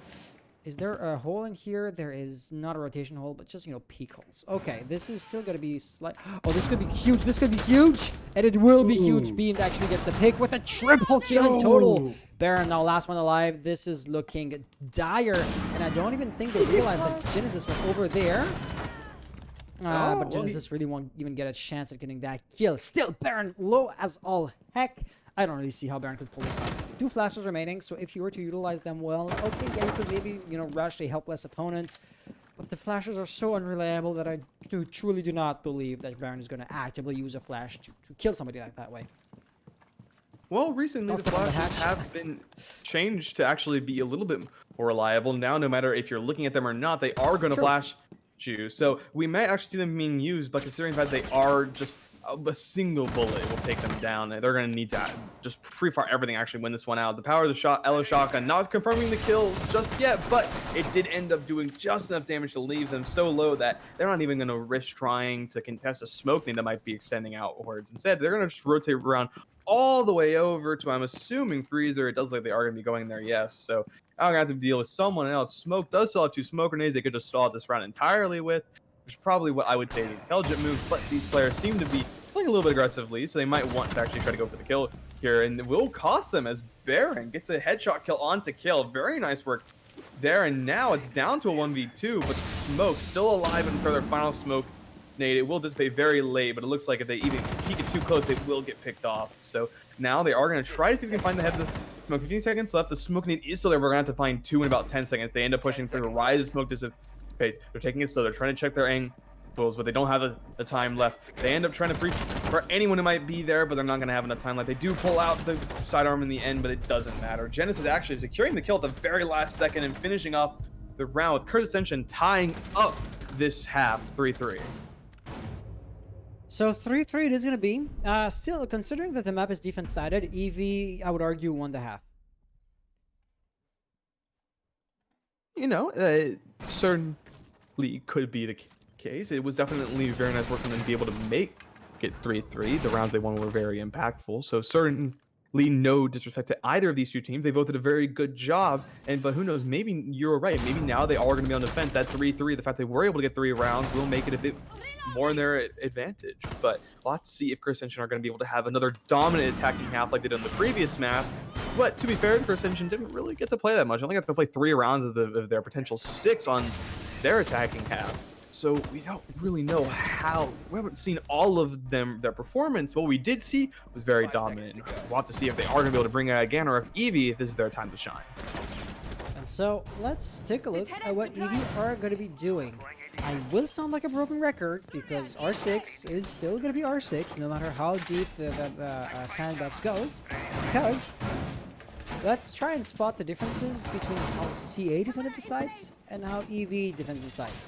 Because that difference, well, will determine who wins, who's the better team, right? And so the team that loses might want to incorporate what the team that ends up winning does that they didn't do. It's always a mouthful trying to explain or to spell that thought out, so I hope I made myself clear. But all in all, what are you seeing that Eevee are doing that Ascension weren't doing in the first half so far? I would say Melusi wasn't there too often. They did bring Melusi a few times. What I'm noticing in particular is actually going to be that Aruni. They didn't utilize the Aruni as much, if at all, from what I remember. Sorry. And all good. So because of that, they do have Aruni on the board, and because of that, they are utilizing her. It will mean that not only do they have a gun that is still decently powerful in the Roni, but they also have those Aruni gates that can really easily shut down anyone who might be deciding to push through, at the very least, do quite a lot of damage to them, or potentially just make utility have to be wasted by the attackers, which could come in hand in a round like this. But as I was speaking, we did actually see Candle roaming in tier 3 in Big Tower actually get shut down by 2 players on the attacking side. Very nice crossfire work from them to be able to shut that out. And with that, now they're going to be down a player. Eevee, they're currently sitting at a man disadvantage, and with Med being caught outside of Armory, it could be anytime soon before it gets lowered even more. But Crispy is going to fire back and actually kill Gav then. So the man advantage is now tied at even. The Med still inside of Armory getting pressured out. It looks like that either they're going to have to get a frag here, or they're going to get picked off anytime soon. Don't do it, Kitty. Don't do it. Don't run out. Playing for time, being passive, ends up winning the day. And at this point, Ascension have next to no momentum left whatsoever, right? Whatever they were setting up has been slowed down so much that they're going to have to reset themselves up, and this is going to be time costly. There's, of course, no momentum left. And, well, costly utility as well. That Tic Tac gets destroyed immediately. Med Shed. Shiesty? Med. I am so sorry if I'm butchering your gamer tags, guys. No way! No freaking way. But the refrag ends up happening pretty immediately. That punishment was swift and brutal. 50-some seconds to go. At this point, I would say, okay, if you've got armory cleared out, maybe you might not want to start to go for the default push. There's going to be Baron right here. There's a hole in the wall on top of that, so it's not as if the flash is going to infect them, but, you know, the shotgun is still going to be plenty deadly at that range. 2v2, 30 seconds left remaining. The wall does get open. Thankfully, Genesis was alive to do so, but they know where they're going to push from. Shapai holding the angle onto default, but in a fight is going to break out between Baron and Genesis, which will result in Genesis getting taken out. Baron with a very nice SMG-11 will have to get Shapai. They do end up getting it, but the damage isn't there. Baron does some, but it's still left alive. Now Kale going to rotate into Kid's Storm, trying to see if they can get someone inside, but the shotgun is there. The pistol is out from Kale, and it doesn't matter. Baron is going to be able to pick off the final remaining player, and with that, well, they end up shutting down, or excuse me, they end up shutting down Kurt's Ascension, and they once again retake the lead, and now they can maybe start showing their dominance on this defensive half. Well, honestly, I think we're seeing a back and forth at this point. True. I don't see how this could be any different. I just wanted to go in Do Not Disturb on Steam because we did see the notification of one of the friends getting online pop up before. So sorry if I am not too focused on casting. Okay, we are back. Yeah, so this round was really just a matter of whatever Kurt's Ascension tried to do, somebody from Eevee was there to prevent the setup, right? So for example, you want to take master bedroom to then, you know, breach into the walk-in closet, but you so happen to have somebody in the armory preventing you from, you know, executing that push. So then you have to put the push on hold, few kills happen, you know, it wasn't a 1v1 situation at the end of the round. So kills-wise, it was pretty evened out. But attackers do need the momentum way more than the defense does. And the defense was consistently able to steal that away from Kurt's Ascension. And this fact alone, I would argue, actually ended up winning the round single-handedly. Certainly is difficult to pin as to what exactly is an indicator for someone running around, but it certainly is a good indicator. Now, over on Eevee's defense, we are once again seeing Eevee as the only team in this series so far that has decided to bring Mirror to the table. They bring it out in their second round. Same as the previous map, although they didn't do too well in their previous map when it came to bringing out the Mirror. They did just win the previous round, so maybe they will have an easier time with it this time, as they are going to be utilizing them to set them up a little bit so that I can get a couple of angles into play. This is like laundry playing inside of that clock.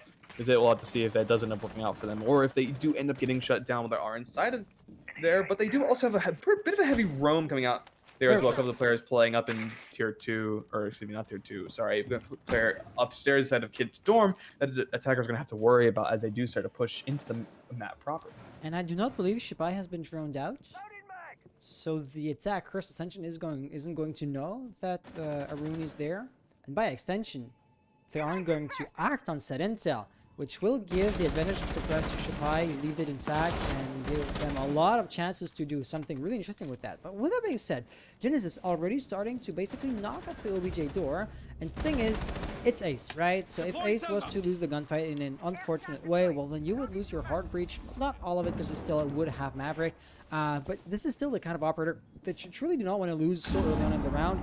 So Genesis, if ever you had somebody else to peek in for you, might be a good idea, but it looks like everybody else is tied up somewhere else on the map. Isaiah's shed goes down. Shapai also dies, so scratch that for Shapai having a lot of potential. Nothing happened as a result of that. And Kurt's Ascension, now they do have plenty of momentum. I mean, we're talking about a 2v5 situation with half of the round remaining. Time-wise, Genesis does not even go down. Baron, why did you stop shooting? Both remaining close, look at the same angle. That's not good. Yeah, that just has to be the old thought they were surely dead, stop firing, and unfortunately they weren't. Happens to the best of players, and we'll have to see if it costs them later on in the round. And it seems like it will, as Gavin and Rio, they get some players as well, and Ned is there to get one with the shoddy, but it won't be enough. Kale drops the hatch right after the Maverick and is able to clean up the Ella. Wasn't expecting the double drop, unfortunately. And with that, well, Ascension, they win another round. Back and forth, like you mentioned, both these teams not letting either of them take the advantage for more than just one round. And well, it's once again Eevee, they're choosing to go back down the laundry supply room, where they look to be bringing the exact same lineup. Not a big fan of this. Yeah, I mean, it's always the same thing, right? If you are going to go for the same setup, which the same lineup will indicate, you gotta change something drastically in your execution. The heavy roam presence was for naught. I mean, all three of the roamers died, and they did not get a single kill in return. So maybe keep the roamers closer to the bomb sites or play more passively. I will admit we didn't watch Ace, so we missed a few of the, well, all of the deaths on the roamers parts. So it would be hard to tell just how efficient they were, or how aggressive, or how many like useless risks they did take. But at the end of the day, those guys have to stay alive for longer because Ascension never lost the momentum there, and it was the roamers' job to take this away from them. It does look like they are going to have a roam once again. Doesn't entirely seem like they are going to choose to change up their strategy that much, unfortunately. Perhaps putting some jammers different places, maybe rotating some of their utility over to different places. I'm not entirely sure what else they could do here. It seems like that their strategy is pretty set in stone, although maybe they'll have a few more players on site compared to last time. At this point, I honestly can't tell you, but who knows? Maybe they'll just be able to win their gunfights. Yeah. Maybe that's all they need to do to actually win. Nah, assuming Med isn't going to run down the stairs, they are still going to be playing with 3 roamers. Well, I gotta say, Med seems to be pretty eager to shoot off a few warning shots and then run back downstairs, because they would not be hanging hanging around the top of the stairs if that wasn't the case. At the end of the day, what can I say? Right there, right? What can I say except Eevee really has to slow down the attack. It is going to be up to Shipai and Kitty. The thing is, Kitty and Shipai aren't working together, so they're going to be so easy to isolate and then take out by the attackers. So, this is already looking so good for Ascension. Like, no real gunfight has erupted yet. And as soon as Bryo peaks that, they'd be looking directly into bomb site if it wasn't for the one wall that is not going to be breached yet, you know? Yeah, they so far have done a very good job of being able to kind of just funnel them back down into sight, so to speak. We do still have a few players like Shipai that are on the roam that could potentially cause some damage to them, but it doesn't really matter too much when Genesis just kind of walks in from the blue door and just swings and gets one. He is traded immediately afterwards by Baron, but Baron does take quite a bit of damage in the meantime. And with that, well, now Shipai getting pressure out as well, gonna have to rotate back to the site. 2 players on the side of Eevee have been damaged quite heavily, and well, any damage that has been done to the players of Ascension, they have a Finka on the board. Just heal them right back up. Finka, I'm not entirely sure if we mentioned her, but We didn't. yeah, did recently get a buff in the season and had a lot of value being given to her. But Baron, a very nice C4 kill, coming out to shut down the Maverick. They did get the hatch open, but unfortunately for them, they will not be able to do anything more than that. No fragger is going to be thrown down there. No more utility going to be able to be utilized. And that means that now Eevee, they have firm man advantage. They're going to be able to potentially stall out this attack completely. There's still a minute left for Ascension to work with. I just want to note, so Genesis did have the diffuser, and by them dying, this forced Gavin to rotate, recover the diffuser, thus drawing power away from the push into, well, the big tower, right? So Kale now, only one pushing this angle, Gavin trying to link up and work together with their teammate, but it's, you know, easier said than done, especially since they have a numerical disadvantage. Health pool, opposite kill take this damage. Health pool would have technically advantaged Cursed Ascension, but 3 guns against 2, you know, this does not really lie. They're going to try to funnel in. There's a deep bulletproof camera. There's going to be someone over there. There you have it. Gavin is not going to get the kill. That was technically a trade, I want to say. Still, Eevee takes the round. And we are once again going to see the back and forth, as it's been, well, since round number 5 that we've seen a team get 2 points in a row. Taking the lead back once again. Very nice work from them, be able to win out that round. It looked like that Ascension may have the advantage. We mentioned that towards the beginning of the round, but they were able to close it out. Very nice work for them to be able to do that. Now they're going to be able to head back up to Kidstorm and Storm's main hall, which is where we see them heading now, where they're going to be bringing a very similar, not the exact same operating lineup we saw them bring previously. No smoke on the board, actually. I think that's worth mentioning. They are not choosing to bring a smoke this time time. Goyo's on the board as well as Mute, but no stalling potential coming out there, barring Goyo's shields to be able to potentially be destroyed and actually stall out for just a little bit of fire damage. So Thing is, not the Goyo shields are rarely placed in a way where if you were to blow them, you deny a plant or something like that. You know, people are anchoring behind the shields, and as such, Goyo is basically like a higher risk shield, but you know the trade-off is that he's then going to have more than just the one, unlike any other regular operator, who would have that as their secondary gadgets. But if I could just switch tracks really quickly and talk about the back and forth situation. If that does not get broken, at some point we're gonna have a 6-6 scoreline, 7-6, and 7, and Eevee would hypothetically get the 8-7 since we do not have overtime enabled. The status quo favors Eevee, and it would be up to Cursed Ascension to break that back and forth. I mean, quite literally, the map for them depends on it. Someone's going to need to break eventually. It looks like it might be Cursed Ascension, as Eevee did win 2 in a row. So we'll have to see if they continue to keep up their prowess on this offensive half. But with Beamed already taking out Candle, that's not exactly the greatest start. Double digits for Beamed, I should mention, joining Kale at that number. But with Candle going down, tied for top frag on the side of Eevee, really impactful killer, has the potential to be, depending on how the round turns out. And well, now they're gonna have to start to make their way in and not have one of the most important roamers on the board. We'll have to see how they do. The push seems to be pretty one-sided. I mean, they're not trying to open up a really big tower. Not for the time being, at least. I do believe Beamed is over there, but not really working on the flank. Plus, there's still Kitty right there, so Beamed couldn't even really push into there. But this is going to make things a bit easier for the defense, since they only have like the one or technically the two, linked together angles to worry about. Thing is, the gunfight can still go either way, as Genesis gets a kill, Kale gets another one. Kitty is really now going to have to get the kill off of Beam, because now is like really, since his last one live, now is really the time to get back on site. Gets the pick, but I don't see how Genesis is not going to plant the diffuser. And Kitty, of course, is way too far out to deny that, though they may try.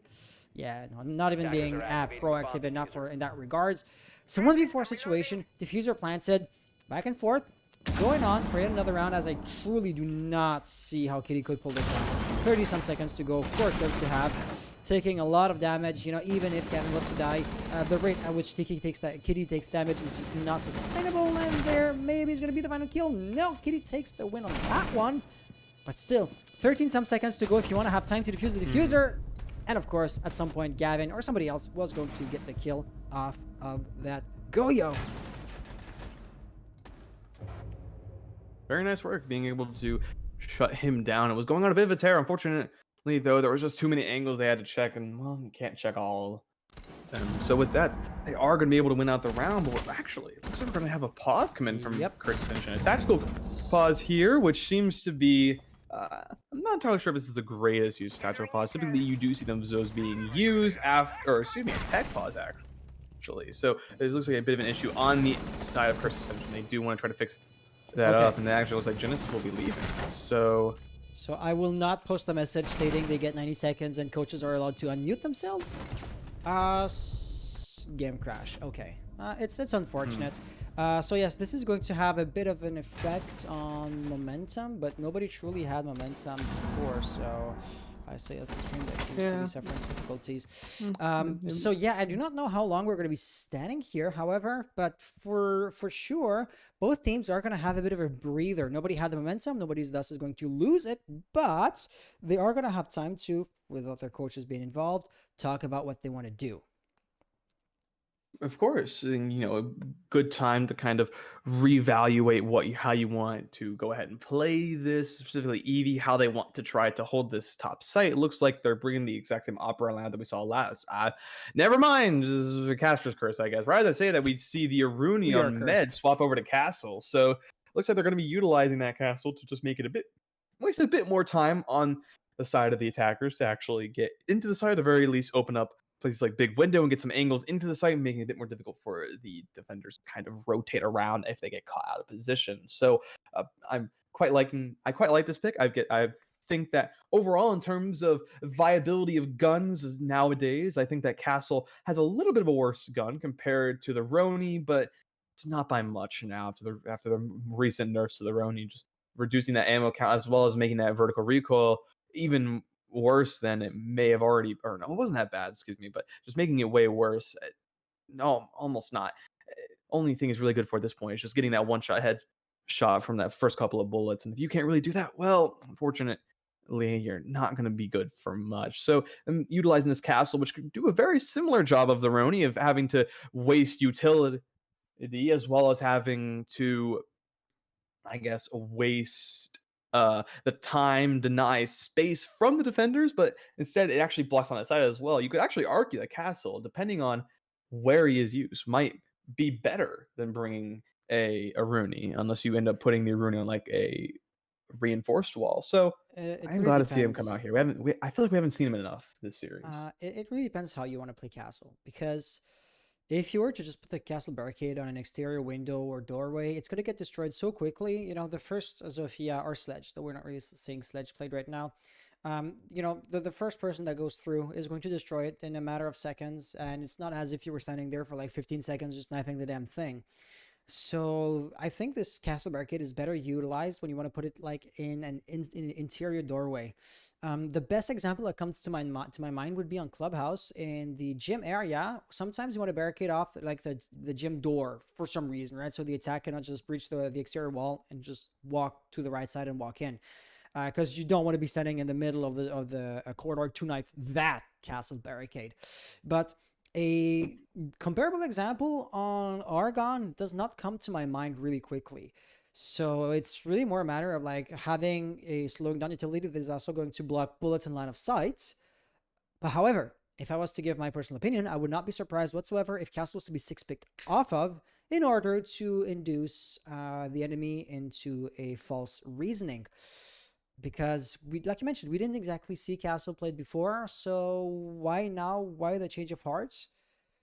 And that's like the big, you know, what if question that I still have waiting for answers.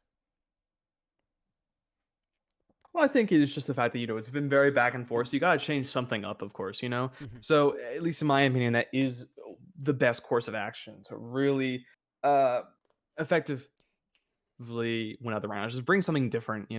And while I think that personally, maybe a six pick onto it would be a bit of a better a bit of a better way to go about things. At the same time, I also feel like that maybe they want to six pick to someone else as well, so they don't really mind if the castle is brought out, and it's probably going to get noticed anyway, as castle barricades are very obvious, so it isn't the biggest deal in the world. I do feel I like that at least changing something is a good idea. I have a question for you. Yes. So looking at the Discord chat with the teams, the one player that left or that lost connection, their battle eye isn't launching. So at this point, they're literally restarting their PC. The players are asking me, should we try and rehost or just stay paused? Us rehosting would not provide any added value. If battle eye isn't launching, battle eye isn't launching, correct? I think the only issue would be if there is a limit to how long you can stay paused for. Because at that point, I think that a rehost would probably be in order. But if you can stay paused for a infinite amount of time until he does end up getting back, then I think that We, we yep. should do that. Yeah, we can stay paused for an infinite amount of time.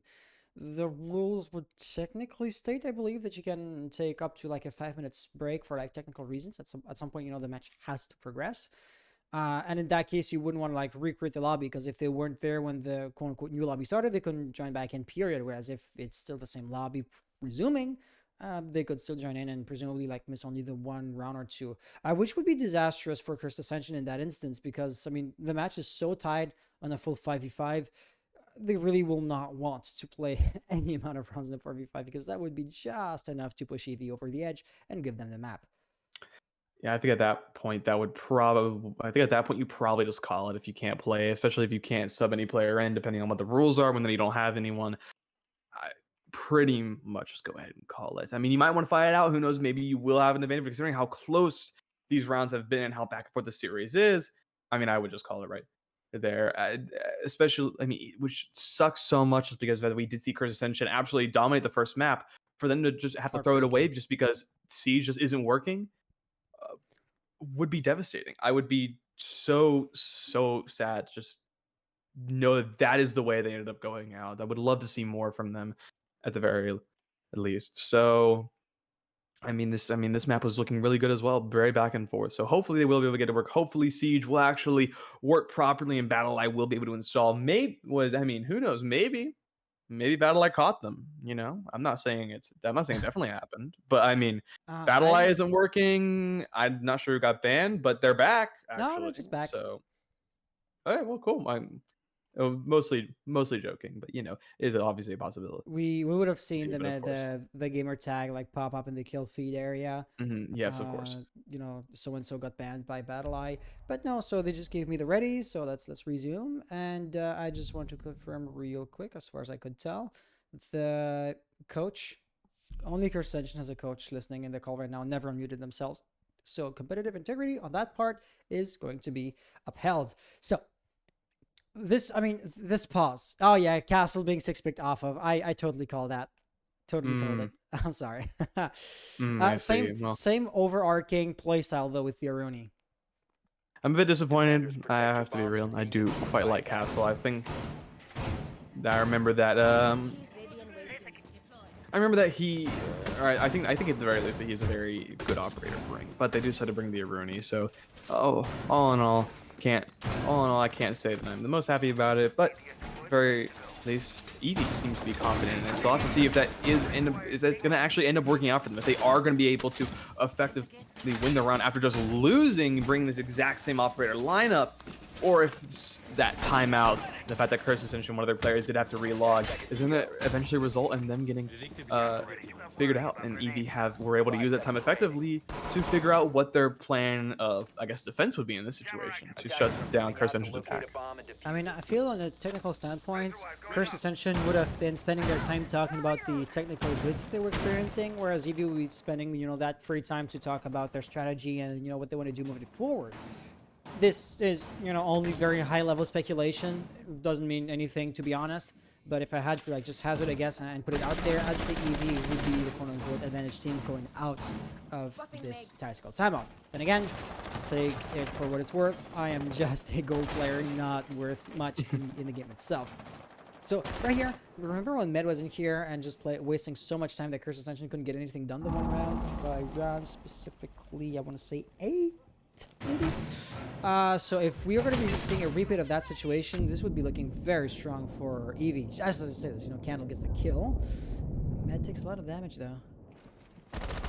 Yeah, a lot of damage is done onto Med, but the kill does go in favor of Kale, which means that the top frag is off the board as well as that Twitch drone. Not going to be able to really take out anyone. And Med, once again, proving to be a nuisance inside of this armory where they were, I believe, a couple of rounds ago. So they are going to be utilizing that DMR to hold some angles, but it's going to actually be a nade from Gavin from below to just shut down Med, remove them from the board. And well, now that is going to mean hang out. Tied 4v4, a minute 30 left on the board. Plenty of time for them to push into sight.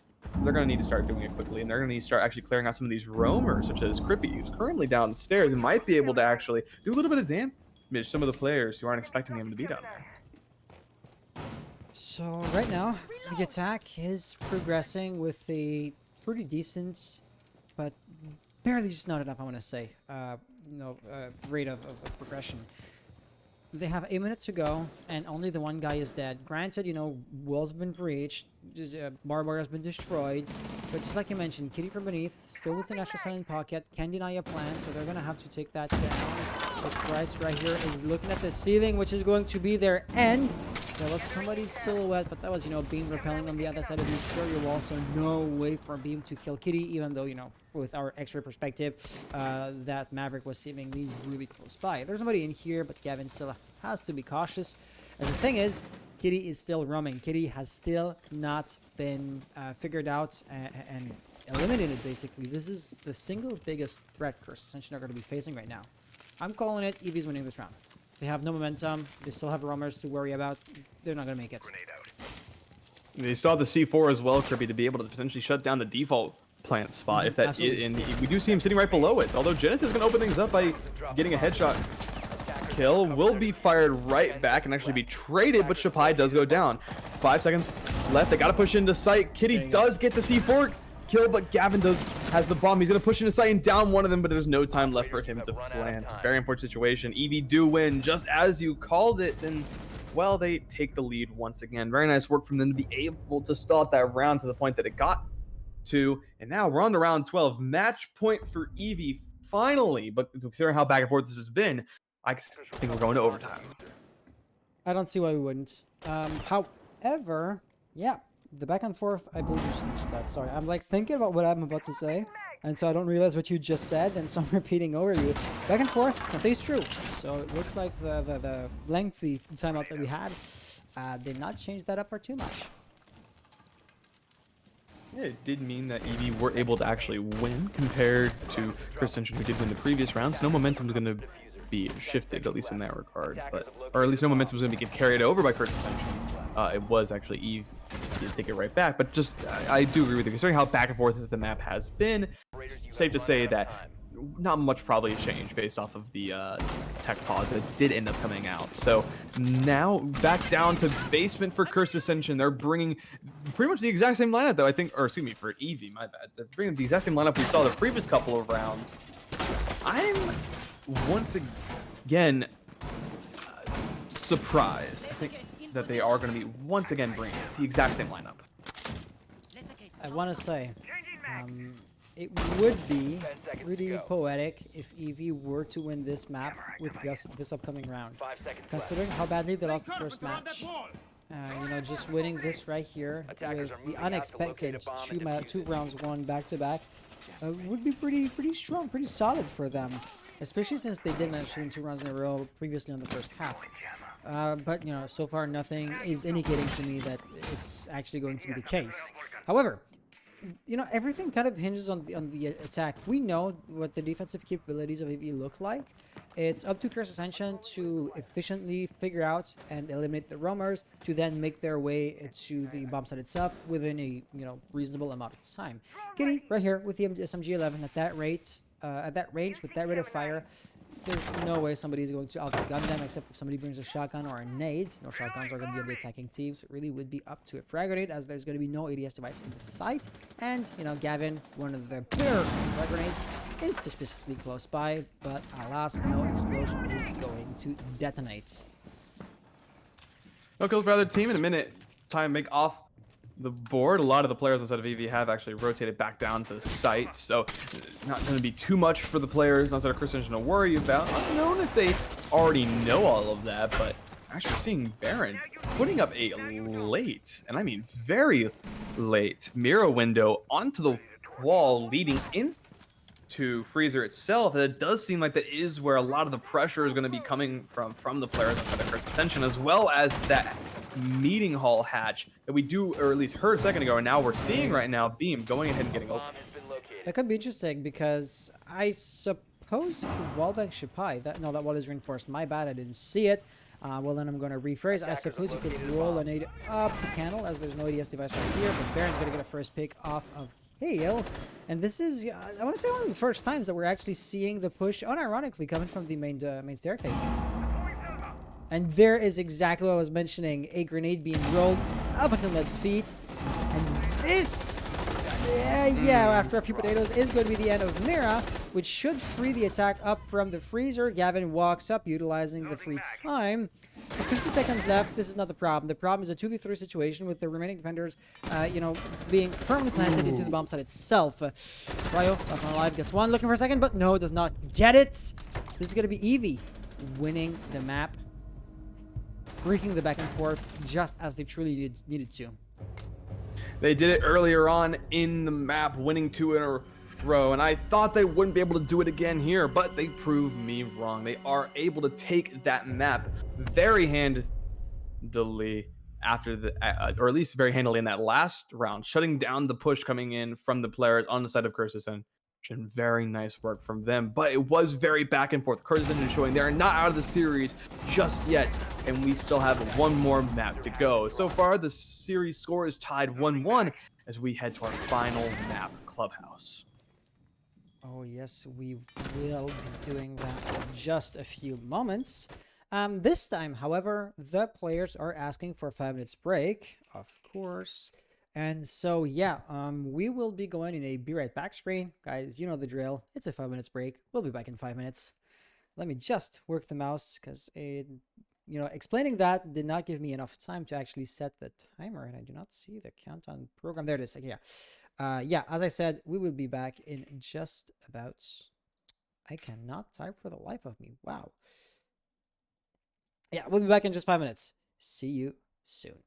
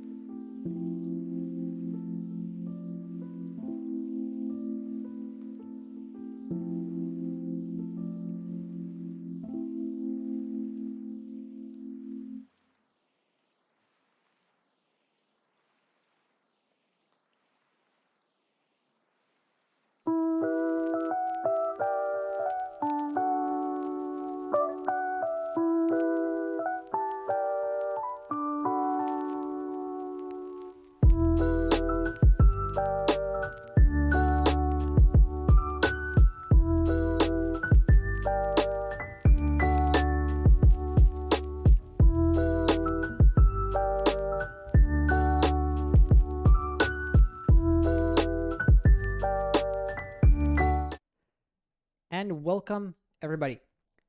This is going to be map number 3. Eevee versus Curse Ascension. Both teams winning a map. The tiebreaker being Clubhouse. Thing is, Curse Ascension, they won their map 7-2. Eevee wins by the skin of their teeth, avoiding overtime at the last second, 7-5, with an incredible back and forth, almost unbroken for the entirety of the match. This means that on paper, Curse Ascension seems to be the more dominant team, but then again, both teams do have a point, so how much water does that argument weigh? Not that much. Third map is going to be Clubhouse. Clubhouse Eevee starts attacking first, both on spawn and on overtime. Let's tell the players to yell HF as they were ready to go before it went back on air. And yep, if there's anything else you want to dissect or analyze, while we're actually loading into the map, now might be a good time to do so, Power.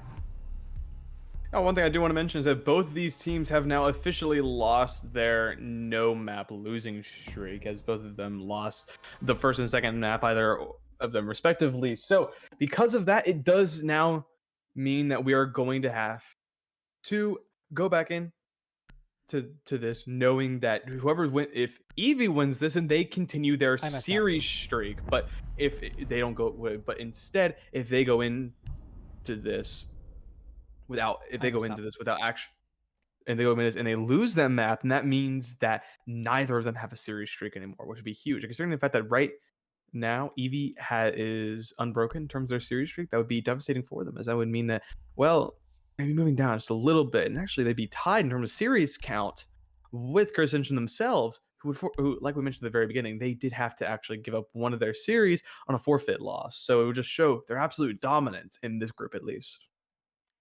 So let's get the players back in the lobby. I am so sorry about this mess up. It is going to... the players were ready. They were saying just start already.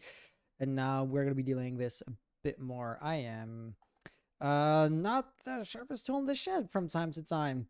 So yes, I will be pretty, busy working the mouse. So if ever you want to just analyze in extreme depths, be my guest. Yeah, so one thing that I think is worth mentioning at the very least regarding this map is that it is a scrim map similar to Oregon, meaning that based on how we saw Oregon play out last time, I am expecting them to it to be a very back and forth map, expecting these teams to give it their all. They had a short break so they could just recuperate after that loss, or at the very least recuperate after that loss. And well, it means that potentially the momentum that was had by the players on the side of Eevee that actually won the last map may have cooled down a little bit. So they will be going back into this with both a clean slate for both of them, going to be giving it their all and potentially winning this one out. And we'll consider that it is defensive side. It is actually going to almost certainly be seeing the defense with the advantage, which we did sort of see towards the end of the last map with with Eevee on the defense actually winning 2 in a row multiple times. Because of that, I think there's a very, very good chance that we actually see this map go all the way to, at the very least, round 12, if not overtime, if these teams do end up giving it their all, and if one of them doesn't end up running away with it. It's interesting because, we're going to be going to map 3 of a best of 3 series. And this match did start at 8:30 to begin with. So already, starting a bit later than what we would otherwise be used to. I mentioned this because at some point, stamina and just getting tired in general is going to be coming back to. How would you say this, in a concise way in English? Like, tiredness isn't a word, right? I'm just genuinely curious here. Yo, is it brios or brios? No, it would generally be they just are starting to feel tired, Gotcha. Exhausted, I guess would be a good another word you could use for it. Just overall, Brios, you're hitting some fucking nasty shots on Jelly, just being tired. So I do agree that could potentially be happening. But after such a close series, I hope these two teams, they're so ready to go. They're so fired up. They're so invested in actually winning out this series, even if it isn't, it's ultimately, it could be not for very much, as well. At the very least, Curse Ascension, they have more to gain here, obviously. As Eevee, if they win this, they're just can continue their streak that they've been going on. But then when it comes down to Curse Ascension, they're trying to prove that, just because they have one loss on their record doesn't mean they're a bad team. It means they can still fire back. They still shoot very hard and aim for these top gunners like Eevee. So I hope they're giving it their all. I hope that we're going to see these teams absolutely go at it, even if maybe they are just, a little bit tired. So we got every player back in the lobby, and we're gonna be jumping into it for real this time around. Just as the players are actually meowing right before we start the game. They do love to tell some random sounds just for the sake of it. It's that's the gaming culture, right? If they can't goof around, they're gonna goof around. It's because there's Kitty Cat. Kitty Cat, like he's on the team. He's making weird cat noises. I mean, yeah, no, it happens, I guess. And well, actually, starting things off with a very interesting ban. It's going to be Hibana getting banned, who I believe we've seen in both maps so far, and who is very powerful on this map in particular. So I for one, I'm not surprised to see her get banned. But interesting to note that she wasn't banned in the previous maps, and Thatcher getting banned. Well, he was banned in the previous maps. I don't know, Thatcher, I gotta say, personal anecdotes, but I did spectate a match where Thatcher was not banned a few weeks ago. This one, I was, beginning of this very season, right? And so it was so long since I had seen bandit tricksing be a thing, with Thatcher not being banned on that one match. And what I mean by this is just for the sake of variety. Even if it's off meta, it was just so refreshing to see. I loved seeing this, and I want to see more bandit tricks in. Thatcher's OP. I know. I mean, Jackal can be annoying too. Ban Jackal. Do something. Ying got banned last time around. Why don't you ban Ying this time also? I'm just talking for myself here. This is purely a matter of personal preferences, not even opinion at this point. But yeah, this is just my 2 cents. Maestro being banned. Maestro's no longer as good as he was, right? With the cameras being now, meleeed to become basically blind. Old news at this point, to be sure. But I suppose the Alda also is plenty of reason to get that operator off the board. I do think it might be a little bit of a misban, as it does leave operators like Mira and Kaid on the board, which I thought we were going to see Mira for a second, but he actually does get 6-picked onto the Vigil. So definitely looks like a very heavy roam game. If we see 4 operators are typically considered roamers, that being Vigil, Alibi, Lucy, and Jaeger, all being brought on the board for this basement hold, which basement is really played one of 2 ways. You have a very heavy roam, or you have a very heavy just site hold. And it seems like they're going for the very heavy roam, as I mentioned. So we'll have to see if that does end up working out for them, if they do end up seeing that later on, if we do end up seeing the site again. They were mentioning, however, that we are seeing Flores. They are left on the board, so they are choosing to bring him, as well as Finka, who we mentioned previously, was buffed just a little bit, I can't speak. Was buffed this season, so just a little bit ago, and now I'm seeing a lot more playtime, especially in combination with those frag grenades, the health that's given to the team, and the fact that she can res teammates and herself. Just made her such a valuable operator to bring to multiple different team compositions. Resing herself, I feel like, is going to be like one of the biggest things ever. I mean, Zofia had the ability; it's now gone. Tachanka had the ability for how many just like days? It was super short. That's now gone too. So I mean, Doc's entire gadget is healing, whereas for Finka, healing is just one aspect of the whole thing. So do that make it that way you will, but I feel like this is a really strong ability to have for Finka in particular. And I did hear a gone 6, not quite sure where that is. But it's going to be basically a chain link push, right? The attack is going to be pushing in. They probably will be playing for the kitchen hatch. Bryos thus making sure no pesky roamers harasses them for kitchen hatch. But I don't really see who's going there. That's really Kale likely walking through that window. And yeah, as long as Bryos is there really isn't anything that the guys around side can do to help out. I do agree. Will make things a bit difficult. We do see that players like Shapai and Med are going to be on site. And speaking of Shapai, is actually going to get the first kill of this map, getting a very, very nice headshot kill onto the Flores, who was pushing in from dirt. So no longer are they going to be able to utilize those RCXDs to be able to clear out any more utility might be on the site. So hopefully they'll have the firepower left with the 2 sets of nades that they have, as well as Sophia's gadget, to be able to still clear out what they need to.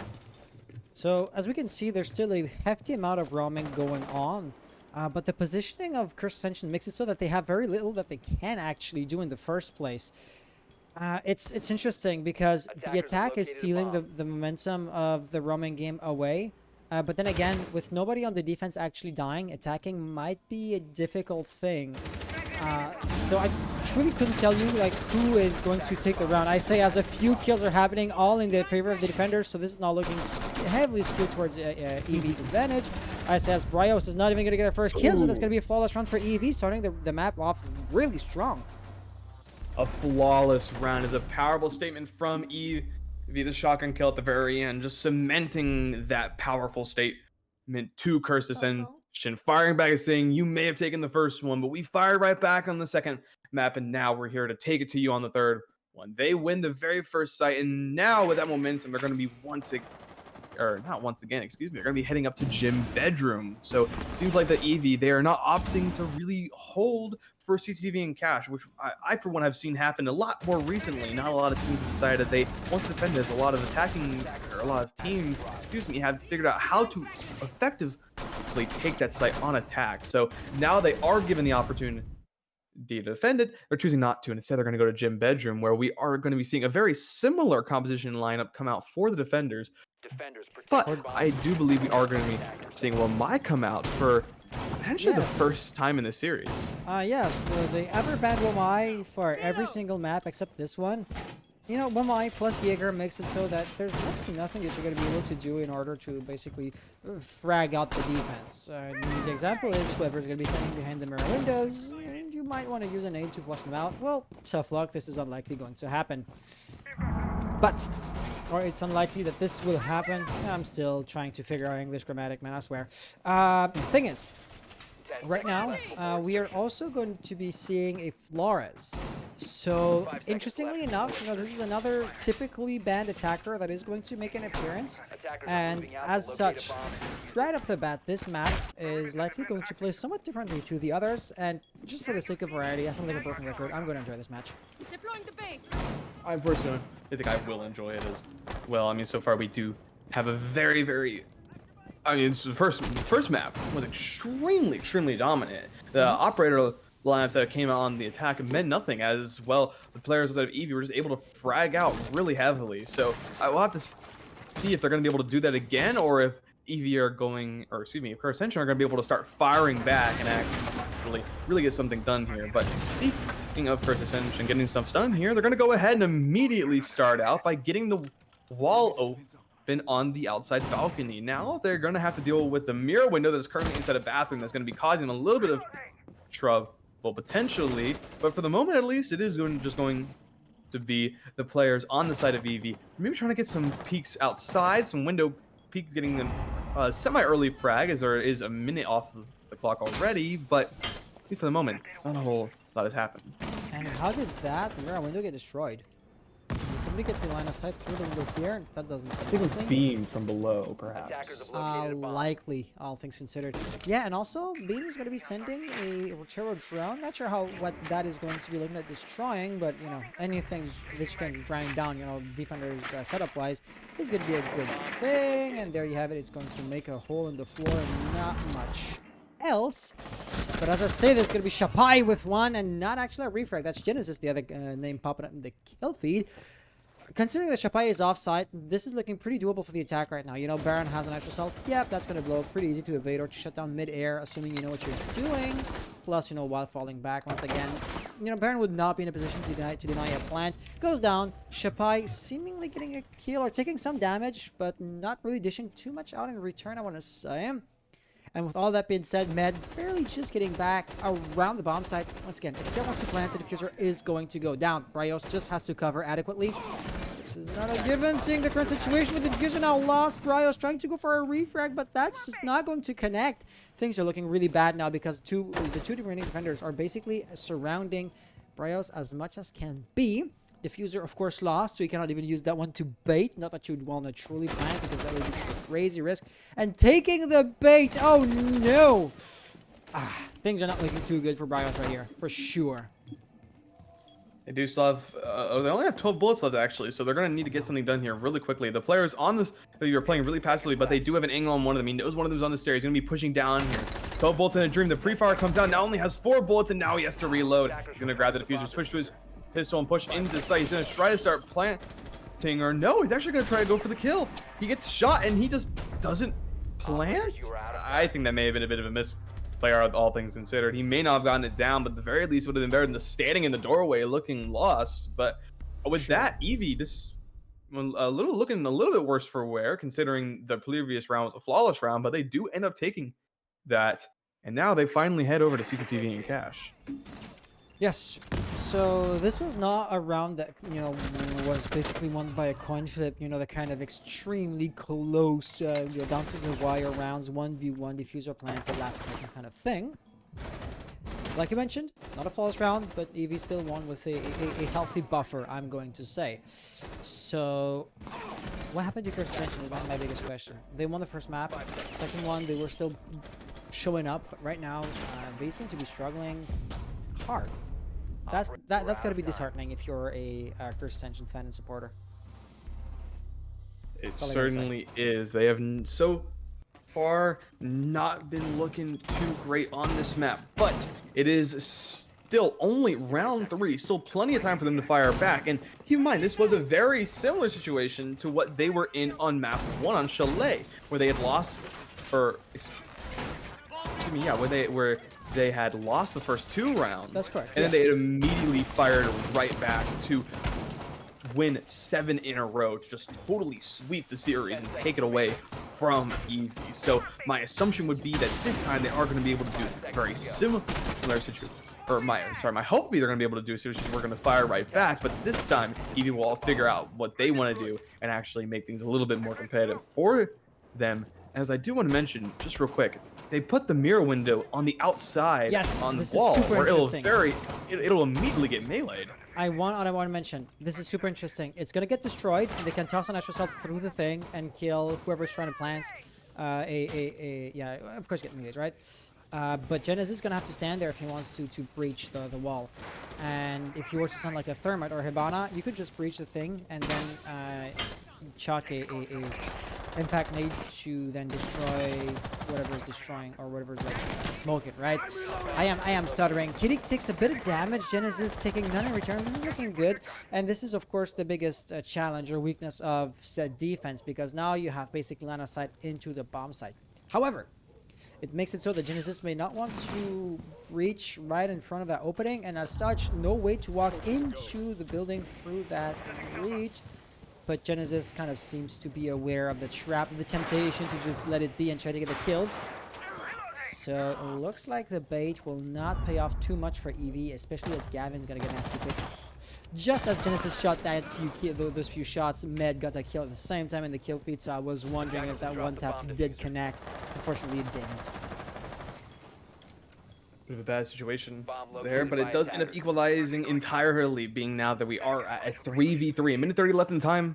I think we do still have plenty of time for the attackers to be able to get something done, but the defenders, they're not going to sit lying and waiting. We do see one of the players, Med, was currently roaming inside of base, and as Beam outside of this window, trying to maybe get an angle into sight, but actually Med goes ahead and rotates back up the top red, where so far we do see one player inside of construction trying to peek in and maybe find an angle, as we actually see from below. It's going to be Sophia shooting some of her stuns, trying to see if they can maybe do any damage, but it'll be Med who actually does. So I'm firing right back and killing Kale, getting another one on the beam, leaving it just down to Brios, playing the Sophia downstairs, going to be pushing into bottom garage, trying to see if they can maybe start pushing up, but there is a player playing on it. They do pick up the last second, but Brios does find the head of Crippy with that down to 2v1. They know where the final player is, so they're going to be able to play passively and just watch the angles. Pre-fires are going to come out, as they are going to try to take out some of the utilities so they can more effectively push onto site, but they don't have the diffuser. It is currently going to be outside, so they're going to have to go for kills. And once they get inside of sight, they are going to take out some more utility.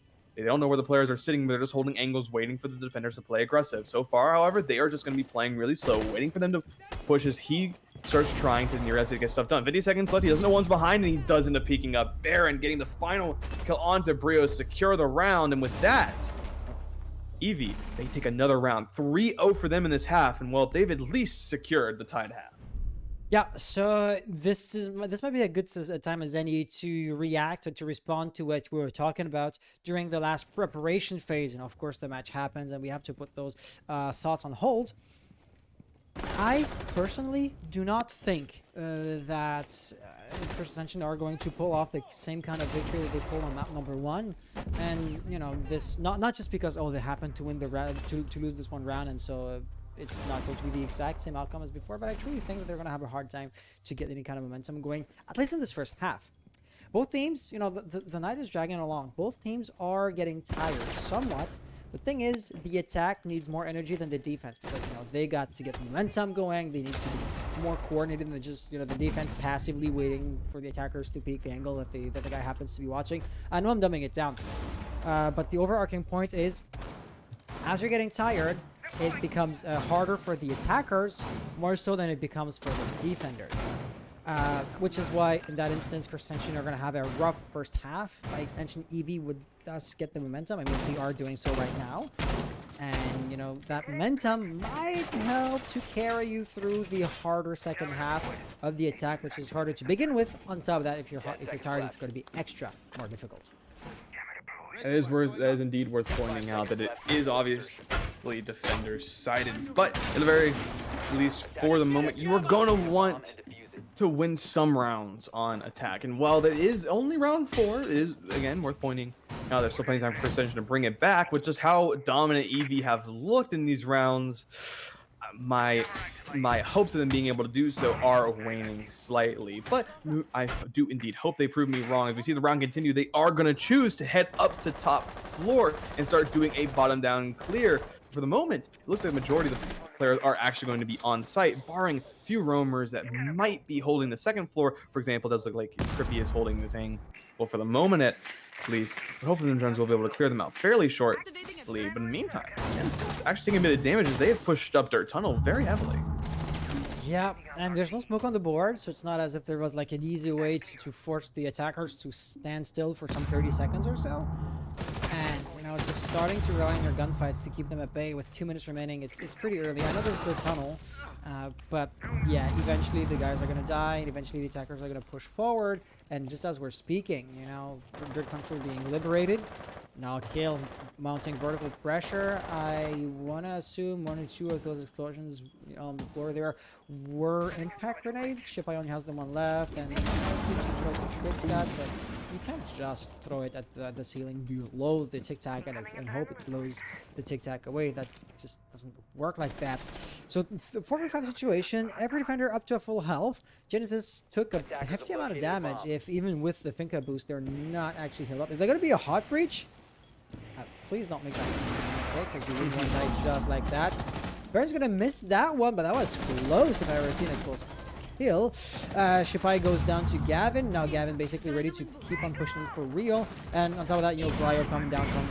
Everybody coming down from every single angle. The defense is going to be pressed extremely tight. Yeah, Candle goes down. Baron, last one alive, loses their gunfight as well. Curse Ascension.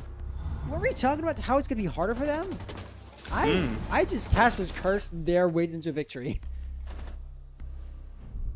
So far, we have only seen flawless rounds on when the defenders are defending bottom floor.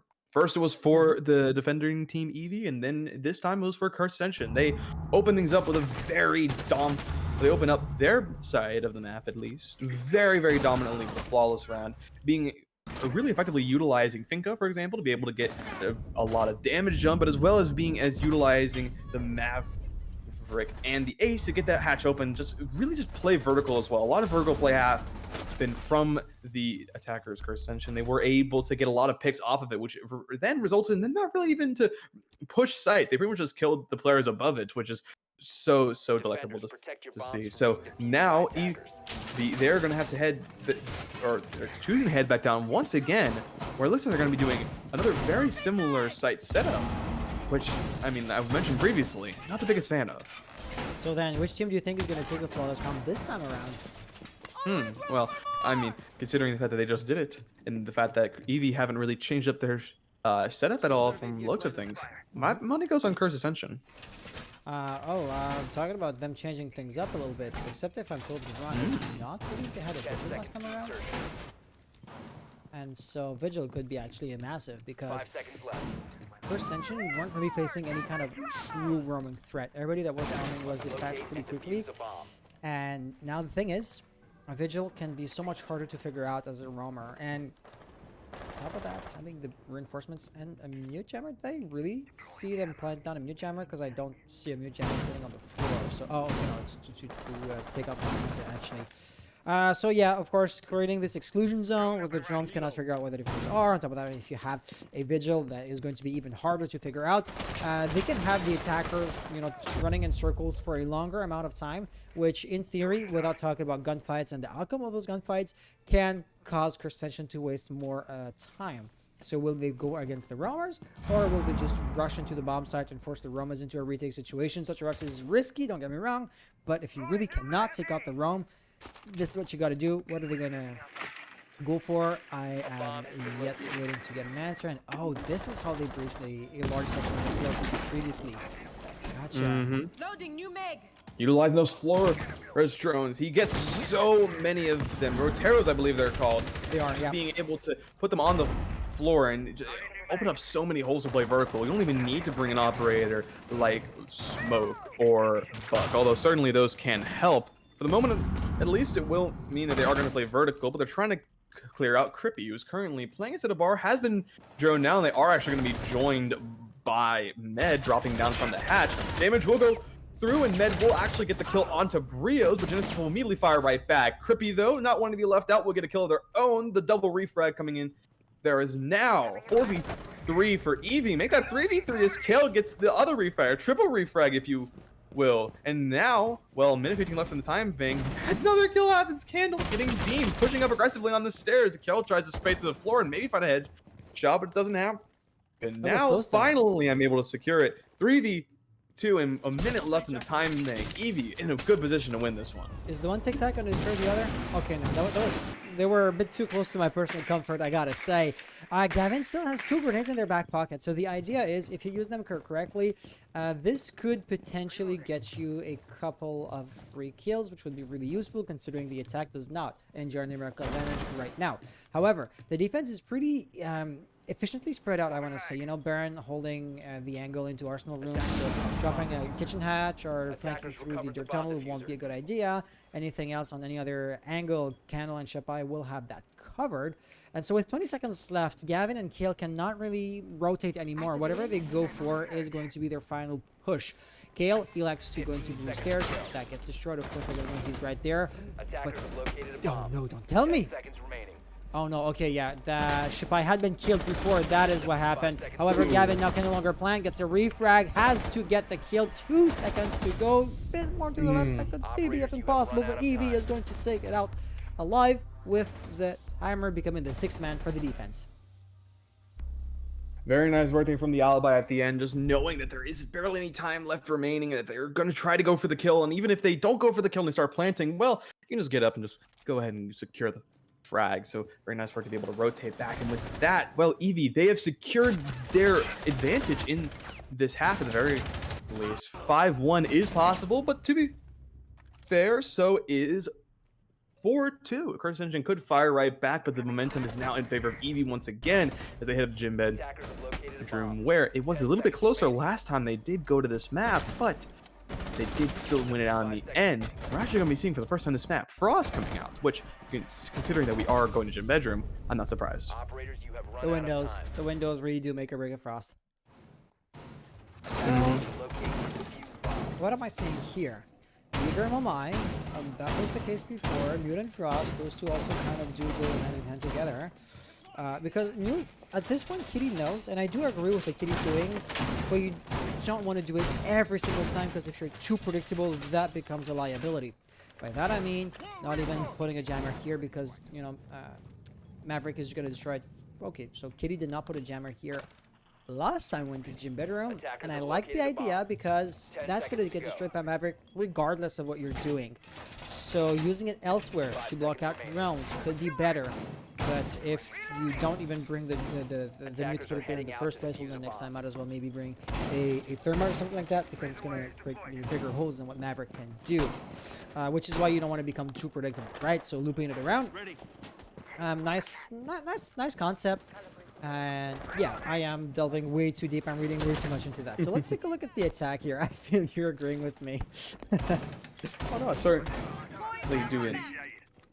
What I like your input. You are able to very effectively condense big concepts down. It might take you a little bit to, effectively get it out, but you're still able to do it. And I just feel like I'm rambling every single time. I hate the feeling. It's like, all good. Don't worry about it. The rule of thumb. The rule of thumb, which I've been given by the man, the myth, the legend himself, Kickstar, when I met him as SI RIP, said a thought should last roughly 20 minutes, because after 20 seconds, sorry, because after 20 seconds, something that warrants your attention is going to happen, such as Shapai getting in a gunfight here. So I feel like I'm delving into like too long of a story way too often. However, so Shapai right here, there's got a Beam, the flash grenade, flashed as he is. Beam gets still a lot of damage dealt to them. Still, they get out alive, and this is what I mean when I say isolated roamers are easy to, well, choke out, because there was not just Bean, but somebody else working on the flank, should that be necessary. It didn't happen to be the case, but, Shapai had no way out of there. Really good work for them to be able to take it out, but Candle, in the meantime, going to be taking quite a lot of damage. They know where he is, and he's going to be hiding very deep inside the bath. In the meantime, though, Med actually going to be shooting right outside and getting the kill onto Genesis, tying up the score for 4 and removing one of the players that was pressuring Candle so heavily. Candle was really big in terms of last map. Had a ton of frags on the set of Eevee, but this time not exactly doing all that much at the very least, as he does end up going down. 1 in 4 to his name as Kale secures that kill, and Bree fires right back, getting another kill of his own, bringing it down to a 4-2 with Crippy and Med in a very difficult place to be in right now. Rio actually gets the kill onto Crippy, leaving it just down to Med, currently playing in Logi as 4 players push up on him. It's going to be Brio to get a 3K to secure the round, shut out that, meaning that the half does end up going 4-2 in favor of Eevee. So it looks like things are playing out in a pretty one-sided way, but it's not as bad. Ascension did win the round, but this was, the attacking half, which might go a long way into explaining why they only got the 2 points, quote-unquote, only. So now that the role swap has happened, what else can we expect from them?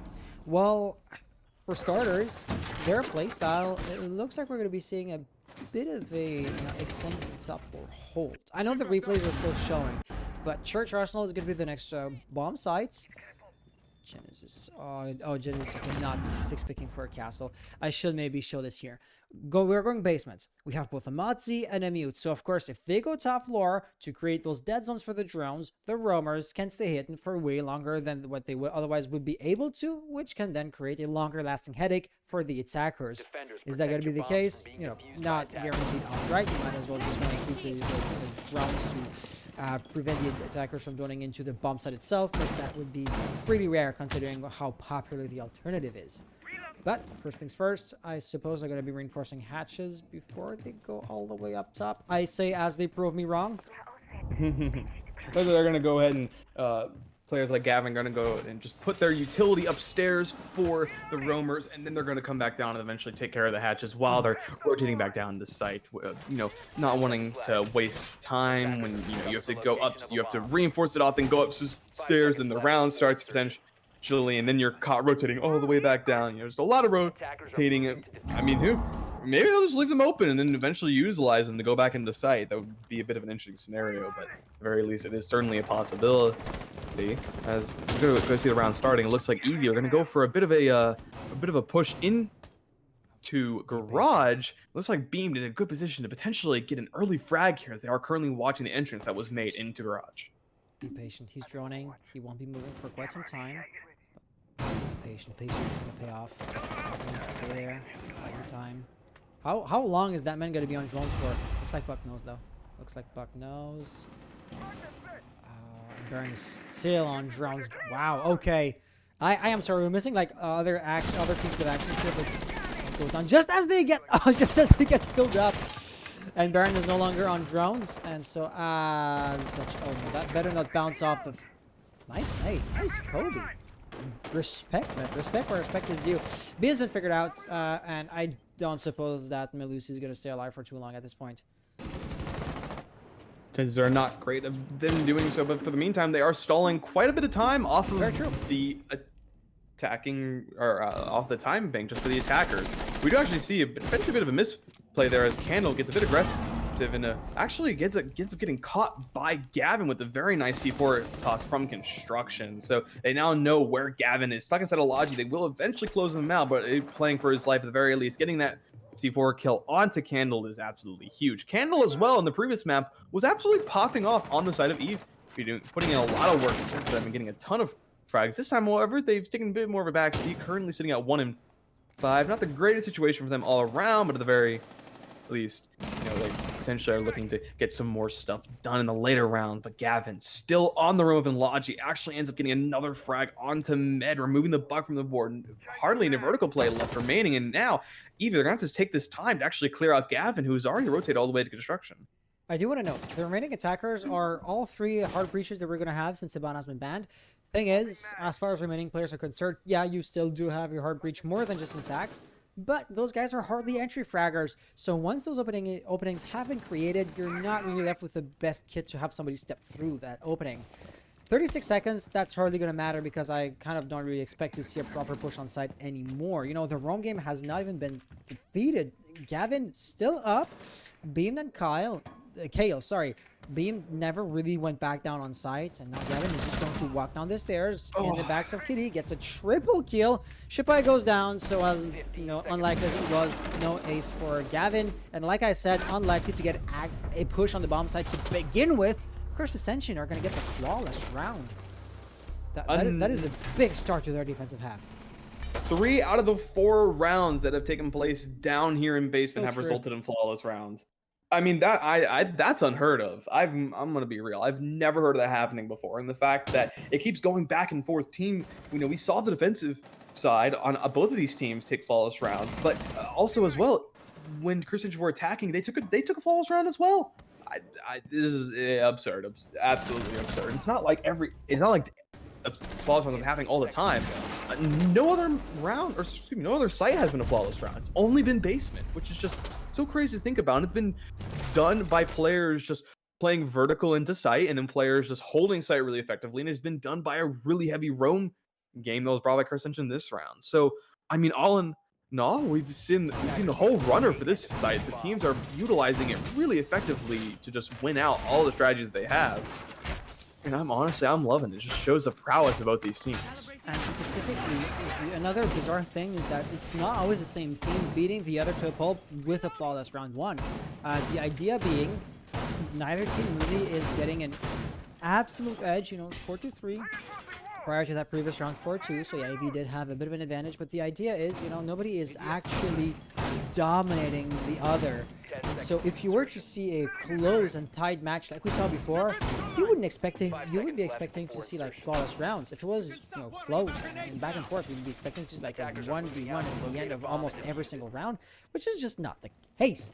Looking at this attack though, so Eevee, they got burned pretty badly, and I suppose they're going to be a bit more cautious this time around. Roamers are your enemy. Circumvent and ignore as much as possible on this gym bomb site. That would basically translate into pushing Jacuzzi, Logi, and the windows mainly, right? If you have to take somebody out on the first floor, not having Buck would destroy the ceiling from the bar area wouldn't be the biggest deal ever. And you also want to take her into CCTV because of course if you have somebody on the balcony, well then that window could be so dangerous. Certainly a lot of possibilities that can happen here. So far, they're very heavily taking CCTV, which eventually will lead them to get into conflict with players that are playing inside of Logi. We do see one player playing in the construction doors a little bit, firing some shots. It's off, at least for the moment. Not a whole lot has happened from it, but they are going to start getting that wall open. As pretty much 4 of them are going beyond this. And some players do start rotating over onto the balcony, but besides that, that's really all the space they're taking. Candle does find a kill, raising their KD just a little bit onto Genesis, removing the Jaeger from the board to opening up the round for Eevee, but they need to do a little bit more than that. As the players' percentage, they're still really heavily fortified into this site. A bomb has been located. Yeah, it's unfortunate Genesis tried just to run out in the simplest way ever, and they got punished for that. There's no way around that. Don't be try to run out the same way. Genesis, it doesn't matter. Beam goes down. Eevee now on their way to win. Hey, maybe again a flawless round. It has to happen, of course. Gavin once again challenging that window. What is it with like every single gunfight or every single death happening, you know, by contesting this window? And yet another one, their grenade is gonna kill them. What is up with this window? For real, Bryos now taking the lead, because of course you have to shut down the angle. If not, the attackers are just gonna funnel through. That's gonna be a flawless round yet again. Eevee this time around getting the flawless. Back-to-back flawless round. Again, the prowess of these teams just coming out entirely.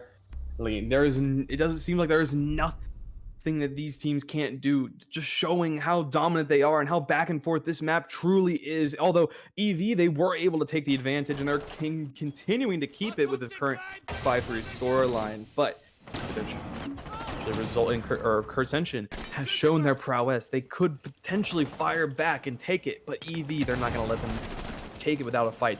They're continuing to push for this. In Ascension, well, they're going to decide they don't want to go back to gym. They're going to head CCTV and Cash, where they're going to be bringing an operator lineup that, all in all, it's very common to see when it comes to defending this site.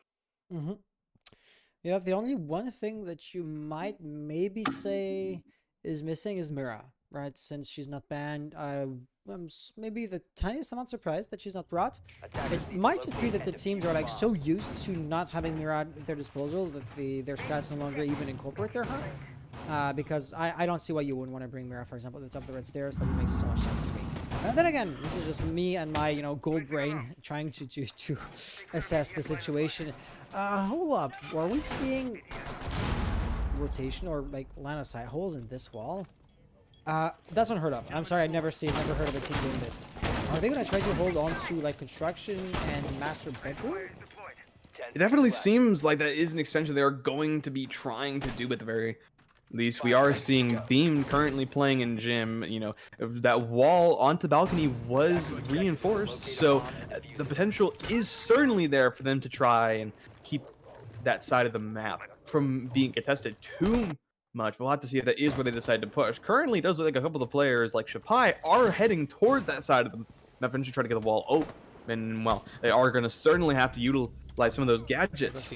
Might not matter too much, however. Candle going to go ahead and get a very early headshot kill onto Beam. It seemed like they may have been spawn peeking. Not entirely sure what else. It certainly looks like they were from construction based on where Candle is currently sitting. So to open that up so early on was such a very impactful frag, taking out Beam, who has been doing pretty good in this map, all things considered. That's huge, and that swings momentum so heavily in Eevee's favor. This may already be over. So here's my question though. Eevee does not seem to realize that construction wall is soft and actually already pre-opened by the defenders themselves. And the idea being, if they were to realize and if they had full knowledge of this fact, I don't believe Baron would be opening up this wall. They would be massing their efforts on the other side because that's basically a freebie into the objective. You just have to win your fights once you step through the opening. Certainly is just a matter of gunfight skill, but Eevee has shown, or excuse me, Ascension have shown that the flawless round in the previous round, before the last one, that they are capable of getting the wall open. So certainly not an impossible situation for them to find themselves in. One thing I do want to point out, they're not putting too much pressure onto the player playing inside of, on top of rafters, inside of garage. They're mostly just leaving them to their own devices, but as I'm saying this, we are actually going to see Genesis go down. Brios, though, firing back is going to be able to take out Shapai. That is the ace going down, but it does seem like that they already utilized their gets earlier on in the round. So now it's going to be the frag grenades coming in. They know they down one of them, and they do drop from the ceiling. A C4 comes out, and it does end up getting destroyed at the very last second. A minute left in the time. I mean, a lot has happened so far, and it seems like Genesis will not be able to get picked up. He does end up going down, and actually that is one of the players getting killed on top of the rafters. So now it's down to a 4v1, all done to kill, playing in the doorway to CCTV and Cash. Not an nearly impossible situation for him to be in. It seems like it's out of his element, and he does end up getting taken out and met with a very nice headshot kill outside of the broken wall. Just goes ahead and secures it. Not quite a flawless round, as Eevee did lose a player, but then again, it's like only the one player. So we're pretty close to a flawless, and we are pretty close to actually seeing the end of the match. Match point situation, 3-6 for Eevee. Curse Ascension, even though they technically, I was even forgetting about the replays. I was getting worked up so much. So yeah, we are seeing a match point situation. This is the defensive half from the point of view of Curse Ascension. So they should be like having an easier time winning their rounds, but apparently not. And at this point, seeing the track record, like nobody ever has won 3 runs in a row on this map. So I truly do not believe Curse Ascension are going to be able to pull this back, except if they like manage to pull off hero play after hero play. But my personal gut says Eevee's already won. The lead is too big. Curse Ascension, even though they are going to make their best to make sure that doesn't happen, they're eventually going to trip up. They're eventually going to make a lose a round, and that's the only thing Eevee needs at this point to win the entire series. Would be quite a statement from Eevee after getting 7-2 on their first map, coming back and taking down Curse Ascension in the final map of the series, 7-3. Not exactly the same score line, but similar enough that I think that the message would be being sent out to everyone else that as someone that can show up and take us to it, we'll fire right back. Doesn't matter. Chalet just isn't our map, guys, you know? It seems most of the message that they're getting, at the very least I am getting, if they are going to be able to take that series in such a dominant fashion, as well, we do see them doing a very heavy roam once again. Players like Kale already all the way up at the top of the stairs and actually rotating over onto Raptor, potentially put some more pressure on them. As Genesis actually shortly joins them inside of Garage as they're trying to see if they can stall out the attackers from getting inside of Garage and eventually working their way off the rest of the map.